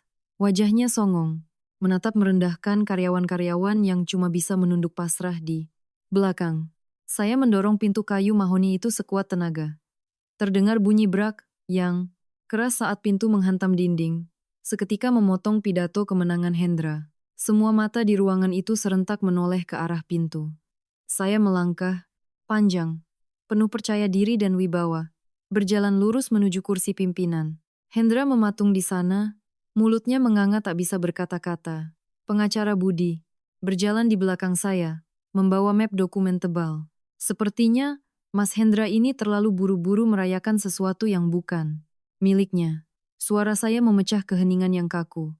Tidak terlalu keras, tapi tajam dan sedingin es. Saya belum mati. Perusahaan ini masih atas nama saya. Aset ini masih milik saya. Dengan kapasitas, apa Anda mengangkat diri Anda sendiri jadi direktur utama? Wajah Hendra pucat pasi. Ia tergagap. Maya, kok kamu di sini? Kamu kan lagi pendarahan? Kata dokter harus bed rest total. Jangan bikin ribut di sini, malu. Dilihat pemegang saham. Ibu Tuti juga panik dan langsung berdiri menunjuk muka saya. Kamu gila ya? Perempuan ini, suamimu lagi urus-urusan besar. Kamu bawa-bawa perut buncitmu ke sini bikin kacau. Satpam mana satpam? Seret dia keluar. Saya tak melirik mertua saya sedikit pun. Saya menoleh ke arah Mbak Ratna dan memberi isyarat. Mbak Ratna langsung mencolokkan USB ke komputer proyektor. Layar LED raksasa di belakang Hendra menyala. Bukan grafik pertumbuhan omset palsu yang disiapkan Hendra yang muncul, melainkan deretan panjang mutasi bank, dengan nominal transfer raksasa yang diberi stabilo merah menyala. Saya mengambil mikrofon, menunjuk lurus ke layar. Bapak Ibu sekalian, saya datang ke sini bukan untuk membuat kekacauan, tapi untuk menguliti seekor parasit, seorang pencuri terang-terangan yang kebetulan sedang berdiri di mimbar. Pimpinan itu, ini adalah bukti otentik bahwa selama 3 bulan terakhir, memanfaatkan surat kuasa. Sementara saya, Hendra telah bersekongkol dengan 3 perusahaan fiktif. Dia memalsukan tagihan, menggelembungkan harga kain, dan merampok kas perusahaan ini dengan total lebih dari 10 miliar rupiah. Ruang rapat meledak dalam keterkejutan. Para pemegang saham kasakusuk, gumaman. Kemarahan mulai terdengar. Hendra mundur selangkah, keringat dingin bercucuran, kaki dan tangannya gemetar hebat. Maya, kamu ngomong apa sih? Aku nggak lakuin itu. Ini fitnah. Fitnah? Saya tersenyum sinis dan menekan kliker presentasi. Layar berganti, menampilkan foto-foto tajam resolusi tinggi. Saat Hendra sedang merangkul dan mengelus perut buncit Siska. Di lobi apartemen elit Kemang. Disusul dengan foto BPKB mobil Mercedes dan sertifikat apartemen atas nama Siska. Yang tanggal pembeliannya cocok sempurna dengan tanggal uang perusahaan ditarik. 10 miliar rupiah. Uang hasil keringat. Perusahaan ini kamu pakai buat beli apartemen, beli Mercy, dan menghidupi selingkuhanmu yang lagi hamil anak harammu. Di luar sana, kamu pikir kamu bisa bodohin aku? Saya menekan setiap suku kata, berjalan mendekati Hendra dan menyudutkannya ke tembok. Kamu bukan cuma maling, kamu itu laki-laki paling bejat dan menjijikkan di muka bumi ini. Ibu Tuti di bawah sana tercekat, wajahnya kehabisan darah. Ia merosot kembali ke kursinya, tak lagi berani membuka mulut memaki saya. Orang-orang di ruang rapat memandang ibu dan anak itu dengan tatapan penuh kebencian dan jijik. Tapi itu belum semuanya. Saya berbalik menatap seluruh audiens dan melempar bom. Terakhir, bom yang daya ledaknya benar-benar membinasakan. Dan jika Bapak Ibu berpikir korupsi dan perselingkuhan adalah dosa terbesar dari pria di depan Anda ini, Anda salah besar. Saya mengambil salinan polis, asuransi 20 miliar dari tangan pengacara Budi dan mengangkatnya tinggi-tinggi. Pria ini, bersama ibu kandung dan adik perempuannya, telah berkomplot meracuni saya dengan racun tikus. Mereka ingin membunuh saya untuk merampas seluruh harta. Saya sekaligus mencairkan asuransi jiwa senilai 20 miliar rupiah ini. Tapi Tuhan, Maha Adil. Adiknya sendirilah yang karena serakah memakan bubur beracun itu. Dan sekarang terkapar lumpuh separuh badan di rumah sakit. Seluruh ruangan seakan runtuh. Terdengar teriakan kengerian, suara kursi, berjatuhan. Hendra merosot ke lantai, memegangi kepalanya dan berteriak. Enggak, bukan aku. Ibuku yang lakuin. Dia yang taruh racunnya. Aku nggak tahu apa-apa. Hendra sudah sedemikian pengecutnya, hingga menjual ibu kandungnya sendiri di siang bolong. Mendengar putranya menimpakan seluruh kesalahan padanya. Ibu Tuti, begitu syok hingga matanya mendelik, mulutnya mengeluarkan busa, dan ia jatuh. Pingsan di tempat. Tepat pada detik itu, suara sirine mobil polisi terdengar nyaring dari lantai dasar gedung. Direktorat Reserse Kriminal Khusus Polda berpakaian preman dan berseragam masuk. Dengan wibawa, komandan tim memegang surat perintah dan membacakan dengan lantang, Saudara Hendra, Anda ditangkap hari ini juga atas dugaan tindak pidana penipuan, penggelapan dalam jabatan, dan indikasi keterlibatan dalam percobaan pembunuhan. Berencana, harap bersikap kooperatif. Borgol besi yang dingin berbunyi klik mengunci pergelangan tangan Hendra. Suara logam beradu itu mengakhiri seluruh kejayaan semu pria tak tahu diuntung ini. Saya berdiri tegak, dengan angkuh dan dingin menatap polisi menyeret mantan. Suami saya keluar dari ruangan. Sandiwara ini akhirnya usai dengan darah dan air mata para penjahatnya. Dan saya telah resmi merebut kembali kerajaan saya sendiri. Suara logam borgol yang menjerat pergelangan tangan Hendra bergema di ruang rapat yang luas, terdengar tajam dan kering. Di detik itu, waktu terasa berhenti. Seluruh pemegang saham, jajaran direksi, dan staf yang hadir menahan napas, menatap pria yang beberapa menit lalu masih gagah mengklaim perusahaan, kini punggungnya bungkuk dan lututnya bergetar tak sanggup berdiri. Topeng pria, baik-baik dan alim yang susah payah, dirawat Hendra selama 3 tahun telah robek, memperlihatkan wujud asli iblis yang pengecut, serakah, dan keji. Pak Polisi, dengar penjelasan saya dulu. Kalian salah orang. Saya ini direktur utama di sini. Saya punya surat kuasa yang sah. Istri saya ini sakit. Dia halusinasi. Dia memfitnah saya. Saya nggak menggelapkan uang. Saya nggak bunuh orang. Itu semua ulah ibu saya. Dia yang beli racun tikus. Dia yang masukin ke bubur. Saya sama sekali nggak tahu apa-apa. Maya, tolong ngomong ke polisi. Kamu tahu sendiri kan sebesar apa cintaku sama kamu? Mana mungkin aku mencelakaimu? Ini semua gara-gara ibu pikun aja. Saudara Hendra, harap tenang dan patuhi prosedur penangkapan. Potong Ibtu Reza. Tegas. Kami tidak bertindak cuma dari omongan kosong. Seluruh dokumen kwitansi, fiktif aliran dana dari perusahaan ini ke perusahaan bodong yang Anda perintahkan sudah disita oleh unit Reskrimsus. Terkait tuduhan percobaan, pembunuhan dengan racun. Kami sudah mengantongi bukti, rekaman audio, dan saksi. Kunci untuk menahan Anda. Silakan simpan alibi Anda untuk diperiksa di ruang. Penyidik, bawa tersangka ke mobil. 2 anggota polisi berbadan tegap mengangkat ketiak Hendra dan menyeretnya. Ia meronta-ronta bagai ikan di atas talenan, mulutnya tak henti-hentinya berteriak. Menimpakan semua dosa pada ibu kandungnya sendiri.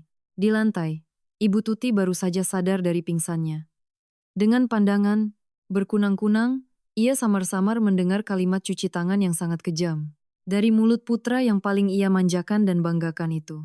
Putra yang demi kesuksesannya, ia rela membuang moral dan berniat membunuh menantunya sendiri. Hendra, kamu ngomong apa barusan, nak? Kamu fitnah ibu. Ya Tuhan, aku melahirkan anak durhaka. Kamu yang nyuruh ibu beli racun tikus. Kamu yang suruh masukin ke bubur si Maya biar uang asuransinya cair buat biayain selingkuhanmu. Sekarang kamu ketangkap, kamu mau ngorbanin ibumu. Pak polisi, dia dalangnya. Tangkap dia, tembak mati saja dia. Saya dijebak. Saya cuma nurutin perintah anak. Saya. Fakta telanjang yang saling dibongkar oleh para penjahat yang saling gigit itu, membuat seluruh ruangan bergidik ngeri. Para pemegang saham yang sempat meragukan saya, staf yang tadinya buru-buru menjilat Hendra, kini menundukkan wajah menahan malu, dan kengerian melihat betapa kejinya ibu dan anak itu. Seorang polwan menghampiri Ibu Tuti. Dengan sigap memapahnya berdiri dan mengeluarkan satu borgol lagi. Ibu Tuti, kami juga memiliki surat perintah penangkapan untuk Ibu atas kepemilikan bahan kimia terlarang dan indikasi percobaan pembunuhan. Semua omongan Ibu barusan akan kami masukkan ke bab. Silakan ikut kami ke kantor untuk pemeriksaan lebih lanjut. Enggak, saya nggak mau ikut. Saya udah tua, saya penyakitan. Lina anak saya, masih di rumah sakit nggak ada yang jaga. Maya, Ibu mohon nak, tolong, bilang ke polisi bebasin Ibu.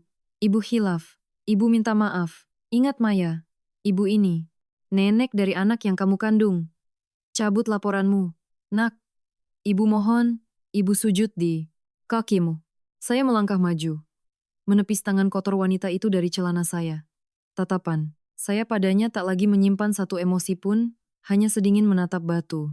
Saya berbicara dengan artikulasi yang sangat jelas agar seluruh ruangan mendengar. Jangan sebut-sebut anak di kandungan saya, karena Anda tidak pantas. Saat Anda, dengan dinginnya menuang racun tikus ke panci itu, apa Anda ingat darah daging? Anda sedang tumbuh di perut saya? Apa Anda sadar Anda sedang mencoba membunuh cucu Anda sendiri? Keserakahan sudah membutakan mata Anda dan mengubah Anda jadi iblis. Hari ini, Anda dan putra Anda harus membayar harganya. Hukum tidak akan memberi ampun pada kejahatan, dan saya tidak akan pernah memaafkan kalian. Bertobatlah di dalam penjara. Polisi menggiring Hendra dan Ibu Tuti keluar dari ruang rapat. Suara sirine, mobil patroli menjauh dari gedung, mengembalikan ketenangan di ruangan itu. Saya berjalan perlahan kembali ke kursi pimpinan. Pengacara Budi berdiri di samping saya, membuka dokumen salinan, dan menatap para pemegang saham serta manajemen. Bapak Ibu sekalian, seperti yang Anda saksikan, Saudara Hendra telah resmi ditangkap dan akan menghadapi tuntutan pidana berlapis yang sangat berat. Surat kuasa yang ia pakai selama ini telah kami ajukan pembatalannya secara hukum karena terindikasi fraud dan niat pembunuhan. Mulai detik ini, Ibu Maya selaku pemegang saham mayoritas dan founder, perusahaan akan mengambil alih kembali kendali penuh seluruh keputusan HRD, keuangan, dan kontrak vendor yang ditandatangani Hendra. Sebulan terakhir dibekukan untuk keperluan audit independen. Saya menyapukan pandangan ke penjuru ruangan. Mbak Ratna si kepala akuntan tersenyum lega, buru-buru mengusap air matanya. Wajah-wajah yang selama ini ditekan Hendra kini menghela napas panjang seolah batu besar di dada mereka terangkat.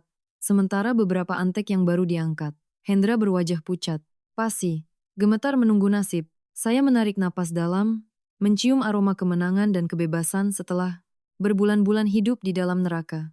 Rekan-rekan semua, beberapa waktu terakhir karena kondisi kesehatan dan musibah keluarga, saya telah membiarkan celah dalam manajemen kita. Saya mohon maaf kepada Anda semua yang harus merasakan tekanan tak beralasan dari pejabat. Sementara, mulai detik ini, perusahaan kita akan dibersihkan.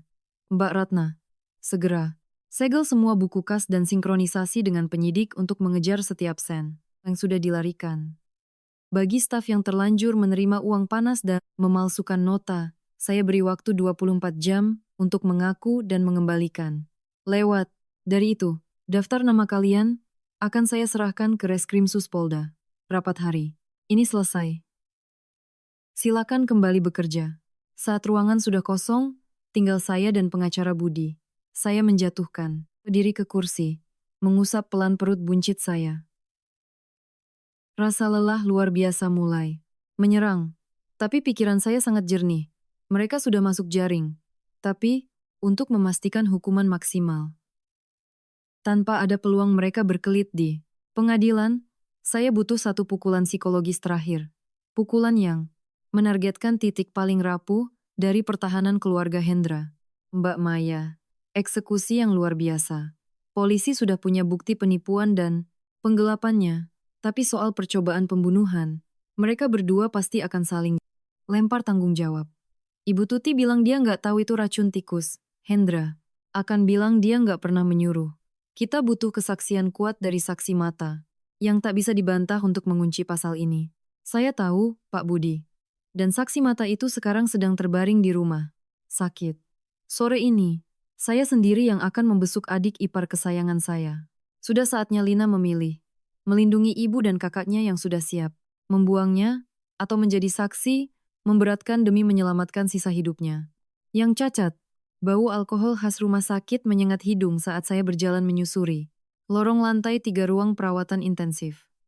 Membawa bingkisan buah segar dan sebuah map, langkah saya pelan, tapi pasti. Dua petugas polisi yang berjaga di luar kamar Lina mengangguk hormat. Setelah pengacara Budi menunjukkan identitas dan surat izin dari penyidik, saya mendorong pintu kamar. Di ranjang putih itu, Lina terbaring kaku. Separuh badannya bagian kiri lumpuh, total akibat racun. Selang infus menancap di tangannya yang kurus. Wajahnya yang dulu selalu dipoles makeup tebal dan sering mencaci saya, kini pucat dan mencong. Mendengar suara langkah, Lina membuka matanya dengan susah payah. Begitu sadar siapa yang datang, matanya mendelik, memperlihatkan urat-urat merah, yang memancarkan kebencian namun juga ketakutan yang lemah. Mau? Apa? Kesini? Perempuan. Iblis. Saya menarik kursi plastik, duduk dengan santai di samping ranjang, dan tersenyum padanya. Saya meletakkan buah di meja lalu mengeluarkan ponsel. Lina, kalau ngomong susah, gak usah dipaksakan, nanti pita suaramu makin rusak. Kakak kesini bukan mau dengar kamu memaki, tapi mau kasih dengar sesuatu. Kakak ras tentang keluargamu yang sangat kamu sayangi. Tanpa menunggu reaksi Lina, saya memutar rekaman audio di depan pintu kamarnya. Tempo hari, suara yang jernih membelah kesunyian ruangan itu. Ibu masukin racun itu buat bunuh si Maya sialan itu. Siapa suruh kamu serakah? Kamu ngiler mau tas 30 jutanya. Makanya kamu main telan aja buburnya. Dengar baik-baik, Lin. Rencana ini rencanaku. Aku yang nyuruh ibu masukin racun. Buat bunuh Maya, biar dapat asuransi 20 miliar. Kamu keracunan itu murni karena kebodohanmu sendiri. Sekarang kamu lumpuh. Kalau kamu berani buka mulut ke polisi, aku sumpah bakal cabut selang oksigenmu detik ini juga. Rekaman berakhir. Ruangan terasa sesak oleh kesunyian yang mencekik. Saya menatap Lina. Dari sudut matanya, air mata keruh mengalir turun ke pelipis. Wajahnya yang mencong berkedut hebat, giginya menggigit bibir bawah sampai berdarah. Ia hancur bukan karena efek racun tikus, melainkan karena tikaman, pengkhianatan dari ibu dan kakak kandungnya, yang selalu ia banggakan. Nggak mungkin, Mas Hendra. Ibu, mereka buang aku. Mereka mau aku mati. Mereka bukan cuma mau kamu mati, Lin. Tadi pagi polisi sudah menggerebek kantor dan menangkap Mas Hendra serta ibumu. Pasal penipuan, penggelapan, dan percobaan pembunuhan. Mas Hendra udah ngoceh di ruang periksa kalau semua ini murni ulah. Ibu yang pikun, dia nggak tahu apa-apa. Sebaliknya, ibumu nangis-nangis bilang, Mas Hendra yang maksa dia. Mereka saling gigit, saling menyalahkan biar bisa lolos. Dan kamu tahu, nggak ada satupun dari mereka yang nyebut namamu. Nggak ada yang peduli gimana nasib adik cacat, ini bayar tagihan rumah sakit, siapa yang bakal ngerawat sisa umurnya. Mereka, iblis. Mereka buang aku. Kak, kakak mau apa? Saya memberi kode pada pengacara Budi. Beliau mengeluarkan draft surat perjanjian dan meletakkannya di dada Lina. Mbak Lina, ini adalah surat komitmen jaminan medis dan biaya hidup yang disusun oleh klien saya, Ibu Maya. Jika Anda setuju, bekerja sama penuh dengan penyidik, menjadi saksi yang memberatkan Hendra dan Ibu Tuti, Ibu Maya berkomitmen membayar lunas semua tagihan rumah sakit Anda. Beliau juga akan menanggung biaya perawatan Anda di panti rehabilitasi selama 10 tahun ke depan. Kamu harus mikir panjang, Lin. Ibu dan masmu pasti busuk di penjara. Aset mas, Hendra bakal disita negara untuk ganti rugi perusahaanku. Kalau nggak ada aku, yang bantu, dengan badan lumpuh separuh ini, kamu bakal dibuang ke jalanan mati. Kelaparan kayak anjing liar. Dulu kamu rela nelan racun demi tas 30 juta. Sekarang, aku beli sisa hidupmu dengan jaminan nyawa. Harga yang sangat menguntungkan kan? Lina menatap lurus ke surat itu, lalu menatap saya. Sorot matanya tak ada lagi. Keangkuhan seorang adik ipar yang hobi menindas. Di hadapan kematian dan kejamnya dibuang keluarga sendiri. Manusia akan menggapai ranting apapun untuk bertahan hidup. Ia mengatupkan giginya erat-erat. Air mata membasahi spray putih. Dendam pada ibu dan kakaknya telah menghapus sisa-sisa ikatan darah yang sudah membusuk. Aku setuju. Panggil polisi ke sini. Aku bakal buka semua. Aku mau mereka di penjara. Biar rasain menderita. Kayak aku. Saya tersenyum. Kemenangan mutlak. Langkah catur paling mematikan telah dieksekusi. Menggunakan duri dari daging mereka sendiri untuk memberikan tikaman. Final. Ke jantung pembelaan mereka. Saya menoleh ke pengacara Budi dan mengangguk. Pengacara Budi membuka pintu, mempersilakan dua penyidik polisi. Masuk. Selamat sore, Saudari Lina. Kami dari penyidik Polrestro Jakarta Selatan. Kami mendapat info bahwa Anda siap bersaksi terkait kasus percobaan pembunuhan, berencana dan penipuan oleh tersangka Hendra dan Saudari Tuti. Kamera dan perekam sudah menyala. Tolong beri kesaksian yang jujur. Saya mundur ke belakang, melipat tangan di dada, menyaksikan adik ipar saya. Dengan susah payah melontarkan setiap kata tuduhan. Ia membongkar detail. Bagaimana Ibu Tuti mencari racun tikus ilegal tanpa warna dan bau, bagaimana Hendra menyuruh ibunya menunggu saya pulang kerja untuk eksekusi, serta ancaman pencabutan selang oksigen jika ia melapor. Setelah BEP selesai diketik, Lina menggunakan tangan kanannya yang masih berfungsi untuk membubuhkan cap jempol bertinta merah di setiap lembar dokumen.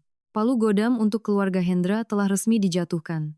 Saya membalikkan badan, keluar dari ruangan, meninggalkan seorang perempuan cacat yang kini hidup dari belas kasihan orang yang dulu berniat ia celakai.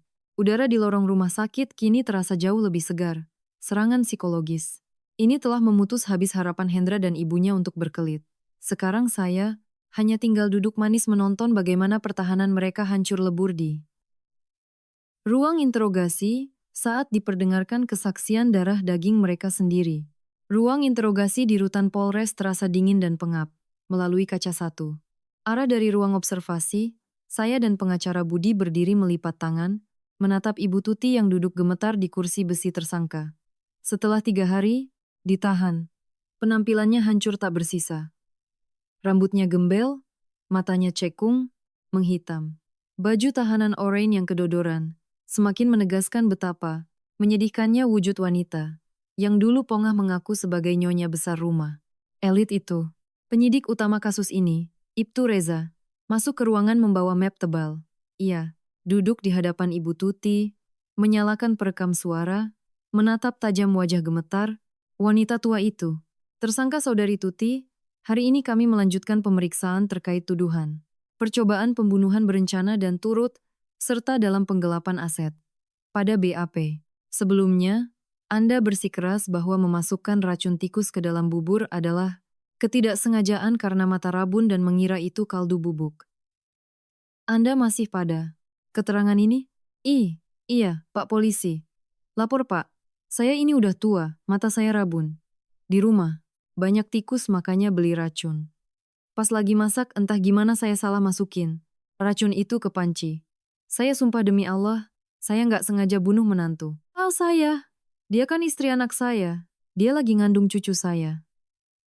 Mana mungkin saya tega bertindak sekejam itu. Saya difitnah, Pak. Oh, difitnah? Coba Anda jelaskan bagaimana racun tikus yang Anda beli itu. Bentuknya serbuk halus tanpa warna tanpa bau di dalam plastik mika bening, sedangkan kaldu ayam di rumah Anda disimpan dalam stoples kaca dengan label. Jelas, ibu rumah tangga puluhan tahun seperti Anda bisa salah membedakan antara memutar tutup stoples kaca dengan merobek bungkus plastik? Waktu itu saya buru-buru, Pak. Saya panik jadi sembarangan. Pak Polisi, tolong kasihanin saya. Itu benar-benar cuma kecelakaan. Masih keras kepala? Kalau begitu coba dengarkan ini. Ibtu Reza tak terburu-buru. Ia mengambil ponsel, tapi bukan memutar rekaman dari rumah sakit yang saya berikan, melainkan rekaman telepon antara Hendra dan Ibu Tuti sebelum kejadian yang berhasil direcovery oleh tim cyber Polri dari data seluler yang sudah dihapus. Ibu udah dapat barangnya? Yang gak ada warna sama bau itu. Udah dapat? Pesen dari orang pasar gelap. Sepucuk sendok aja langsung lewat. Dokter juga susah ngeceknya. Bagus. Ibu ingat, Pasin waktunya pas dia pulang kerja capek. Masak bubur terus tuang semuanya. Beresin yang rapi. Jangan sampai Lina yang makan. Kalau udah kelar, 20 miliar asuransinya cair. Aku bawa ibu sama Siska. Pindah ke rumah baru kita. Tersangka Tuti. Anda kenal suara di rekaman ini? Ini percakapan Anda dan anak. Anda, Hendra.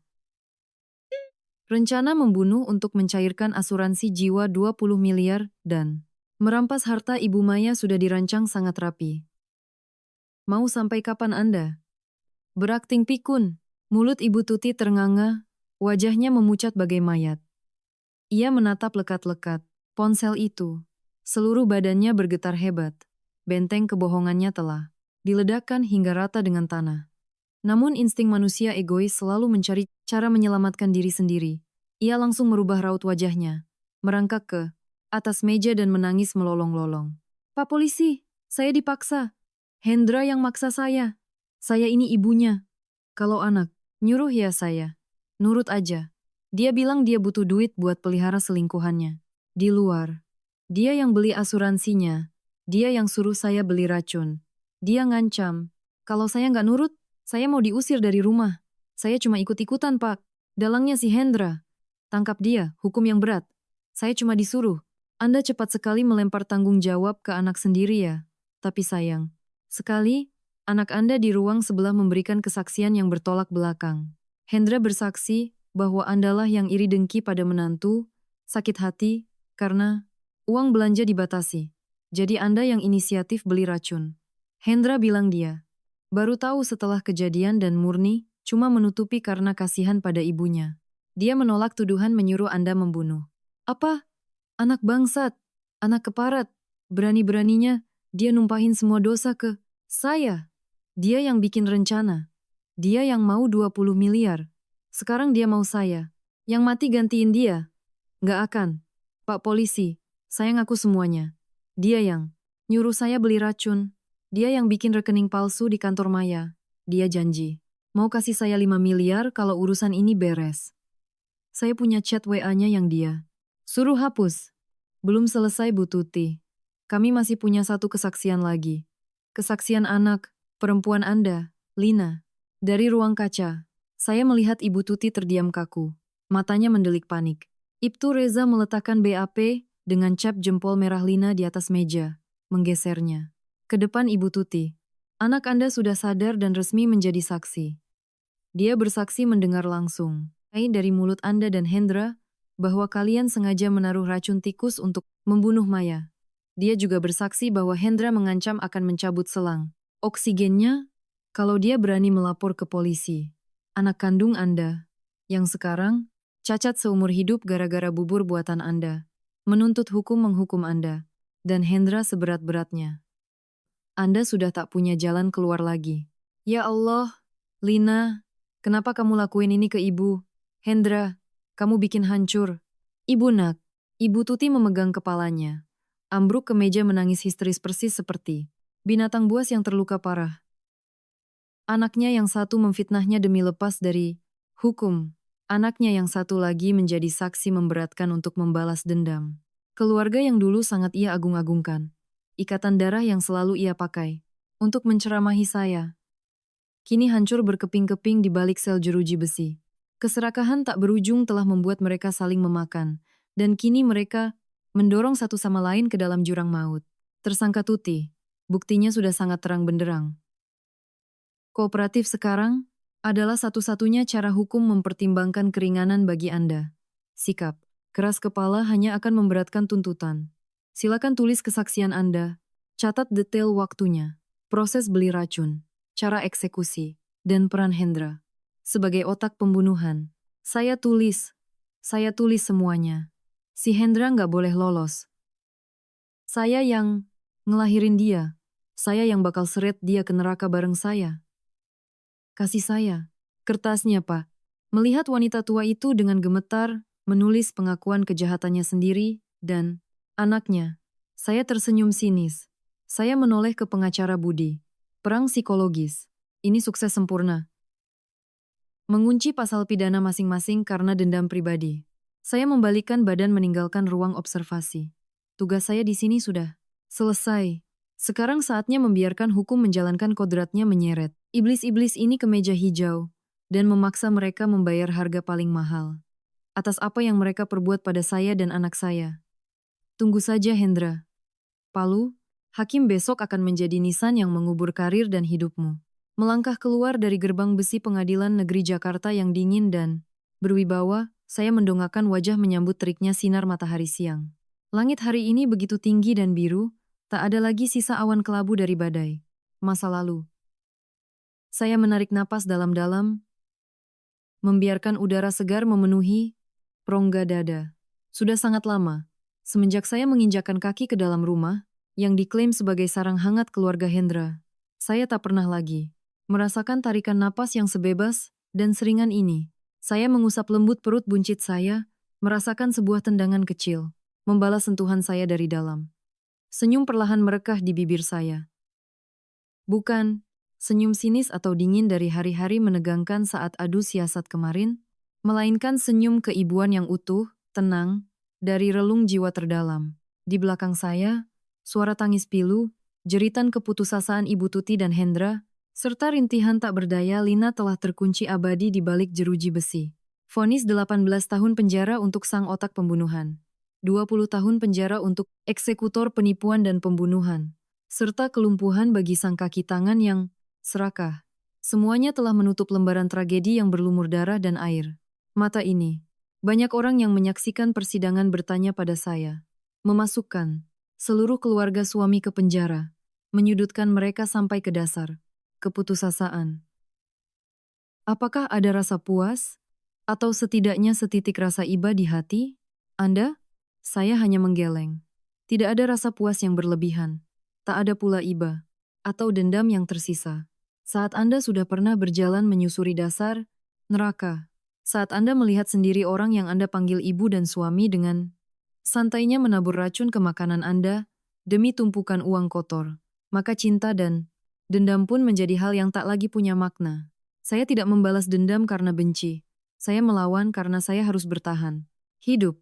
Saya melakukan semua ini demi melindungi darah daging yang tumbuh di perut saya, memotong sendiri tumor ganas yang sedang menggerogoti nyawa saya. Kini, saat tumor itu sudah terbuang, saya memilih untuk melepaskan. Saya kembalikan mereka pada karma yang mereka tanam sendiri. Sedangkan saya akan menata kembali taman masa depan bagi saya dan anak saya. Melihat kembali 10 tahun masa muda yang berlalu. Dari gadis buruh miskin, berjuang menjadi pengusaha sukses, lalu dengan sukarela mengecilkan diri menjadi istri penurut dan pasrah. Saya sadar betapa bodohnya saya dulu. Saya pernah memegang pola pikir kuno jutaan wanita kita, bahwa mengalah adalah kunci rumah, tangga bahagia. Bahwa sehebat apapun wanita di luar sana, saat di rumah ia harus mundur selangkah, menumpulkan ketajamannya demi mengangkat ego lelakinya. Saya keliru berpikir bahwa dengan kebesaran hati, menguras keringat dan harta, untuk menopang keluarga suami, mereka akan tersentuh dan menganggap saya darah daging sendiri. Namun kenyataannya adalah sebuah tamparan keras. Pengorbanan buta tidak akan ditukar dengan cinta tulus. Ia hanya akan menyuburkan keserakahan tak terbatas dari para manusia munafik. Saat Anda menjadikan diri Anda keset kaki, orang tidak akan ragu untuk menginjak Anda saat berjalan maju. Dari puing-puing abu pernikahan yang mati muda, dari hancurnya impian yang paling menyakitkan, Maya yang lemah dan terlalu sungkan telah dibunuh mati. Menggantikannya, lahirlah seorang ibu, seorang wanita tangguh yang telah bangkit, kuat, dan penuh kebanggaan. Pertarungan hidup mati kemarin telah mengajari saya pelajaran yang dibayar dengan darah dan air mata. Pelajaran yang saya yakini setiap wanita harus menanamkannya dalam hati agar tak pernah jatuh ke lumpur tragedi yang sama. Wahai perempuan-perempuan yang siang malam banting tulang demi keluarga, pelajaran terbesar yang ingin saya sampaikan adalah jangan pernah berhalusinasi tentang kekuatan sebuah pengorbanan dan mutlak. Jangan pernah kehilangan kemandirian finansial Anda. Uang memang bukan segalanya. Ia tak bisa membeli cinta sejati. Tapi uang adalah baju zirah paling kuat yang akan melindungi martabat dan nyawa Anda saat badai menghantam. Coba Anda pikir. Jika saya hanya seorang istri benalu, jika saya tidak punya jaringan bisnis yang mencetak miliaran tiap bulan, apakah saya punya kemampuan menyewa detektif swasta terhebat, menyewa pengacara paling tajam untuk membalikan keadaan? Jika saya tidak mandiri, mungkin kematian saya akan menguap dalam kebisuan. Dan para pembunuh itu akan duduk santai menikmati sisa hidup mewah di atas kuburan saya dan anak saya. Ingatlah, sebesar apapun cinta Anda pada pria itu, salim apapun kelihatannya, keluarga mertua Anda, selalulah sisakan jalan keluar untuk diri sendiri. Hasilkan uang sendiri, kelola aset Anda sendiri, dan jangan pernah merasa bersalah atau sungkan untuk menuntut perjanjian pranikah atau transparansi finansial. Kejelasan tidak akan membunuh cinta. Ia hanya akan membunuh parasit yang mengincar dan ingin memanfaatkannya. Pelajaran kedua, pahit tapi sangat realistis.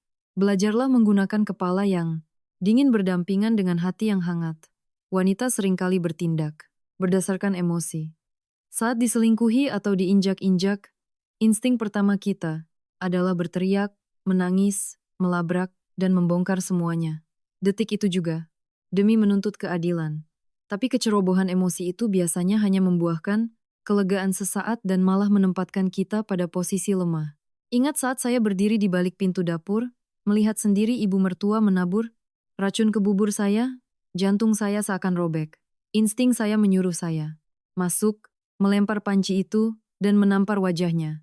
Tapi kalau saya lakuin itu, saya hanya akan terlihat seperti wanita gila yang sedang histeris tanpa bukti. Pidana apapun di tangan. Mereka akan dengan gampang mengelak, membersihkan diri, dan saya akan hidup selamanya dalam ancaman pembunuhan. Daripada dituntun emosi, saya memilih menelan air mata, memainkan sandiwara, senjata makan tuan yang paling sempurna. Saya membiarkan keserakahan mereka, menggali kubur mereka sendiri.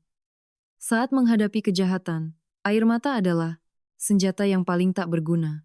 Hanya ketenangan, pengumpulan bukti, pemahaman, hukum, dan melepaskan pukulan mematikan di titik kelemahan mereka. Itulah cara membalas dendam dari seorang wanita berkelas. Jangan pernah buang waktu melabrak di jalanan. Jangan buang ludah memaki manusia tak punya hati. Gunakan hukum dan otak untuk membuat mereka kehilangan kehormatan, harta, dan kebebasan. Itulah hukuman tertinggi. Dan terakhir, pelajaran tentang melepaskan. Kita sering terpenjara oleh label suami istri, mertua menantu, atau omongan tetangga jika keluarga berantakan. Tapi, saudari-saudariku, keluarga hanya benar-benar keluarga jika di dalamnya ada kasih sayang, rasa hormat, dan rasa aman.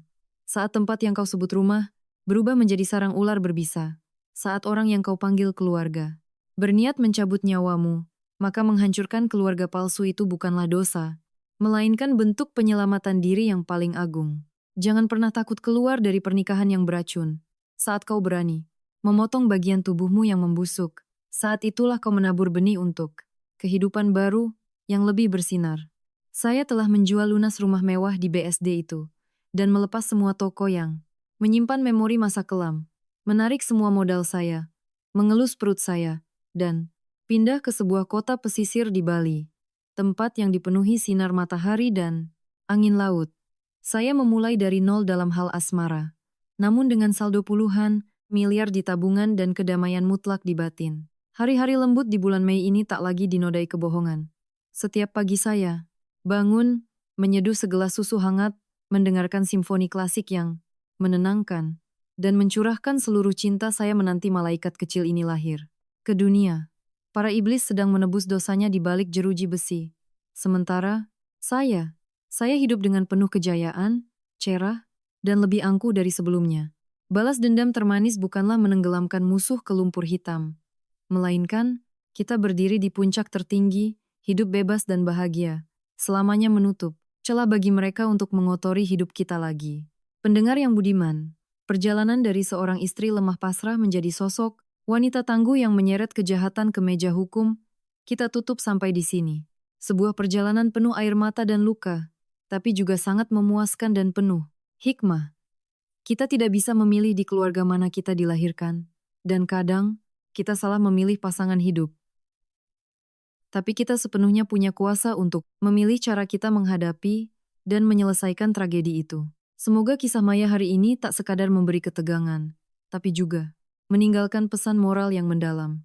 Berharap setiap wanita di luar sana membekali dirinya dengan baju zirah kemandirian, hati yang hangat untuk mencintai mereka yang pantas, dan otak yang tajam untuk membuang mereka yang tak layak. Bila Anda bersimpati pada rasa sakit, luapan amarah, dan manuver serangan balik yang brilian dari karakter utama di kisah ini, jangan ragu menekan tombol like untuk mendukung tim redaksi kami. Bagaimana menurut Anda cara Maya menyelesaikan masalahnya? Apakah hukuman bagi keluarga suami sudah cukup setimpal? Bagikan pemikiran, sudut pandang, atau bahkan pengalaman pribadi Anda di kolom komentar. Setiap coretan Anda adalah motivasi besar bagi kami dan menjadi ruang belajar bersama membedah sisi gelap kehidupan rumah tangga. Dan, jika Anda menyukai kisah-kisah dengan pesan kuat, serta perlawanan elegan, kaum wanita menghadapi badai kehidupan. Jangan lupa, subscribe dan nyalakan lonceng notifikasi. Masih banyak cerita menarik, dramatis, dan penuh makna yang menanti Anda di video selanjutnya. Kehadiran Anda adalah dorongan terbesar bagi channel ini untuk terus berkarya, menghasilkan sajian yang berkualitas. Sekali lagi, terima kasih dari lubuk hati terdalam karena telah meluangkan waktu berharga. Anda menyimak tuntas kisah bulan Mei yang lembut. Semoga Anda dan keluarga senantiasa dilimpahi kesehatan, kedamaian, cinta yang tulus, dan selalu memegang ketangguhan dalam menghadapi setiap badai kehidupan. Sampai jumpa kembali di cerita-cerita kami berikutnya.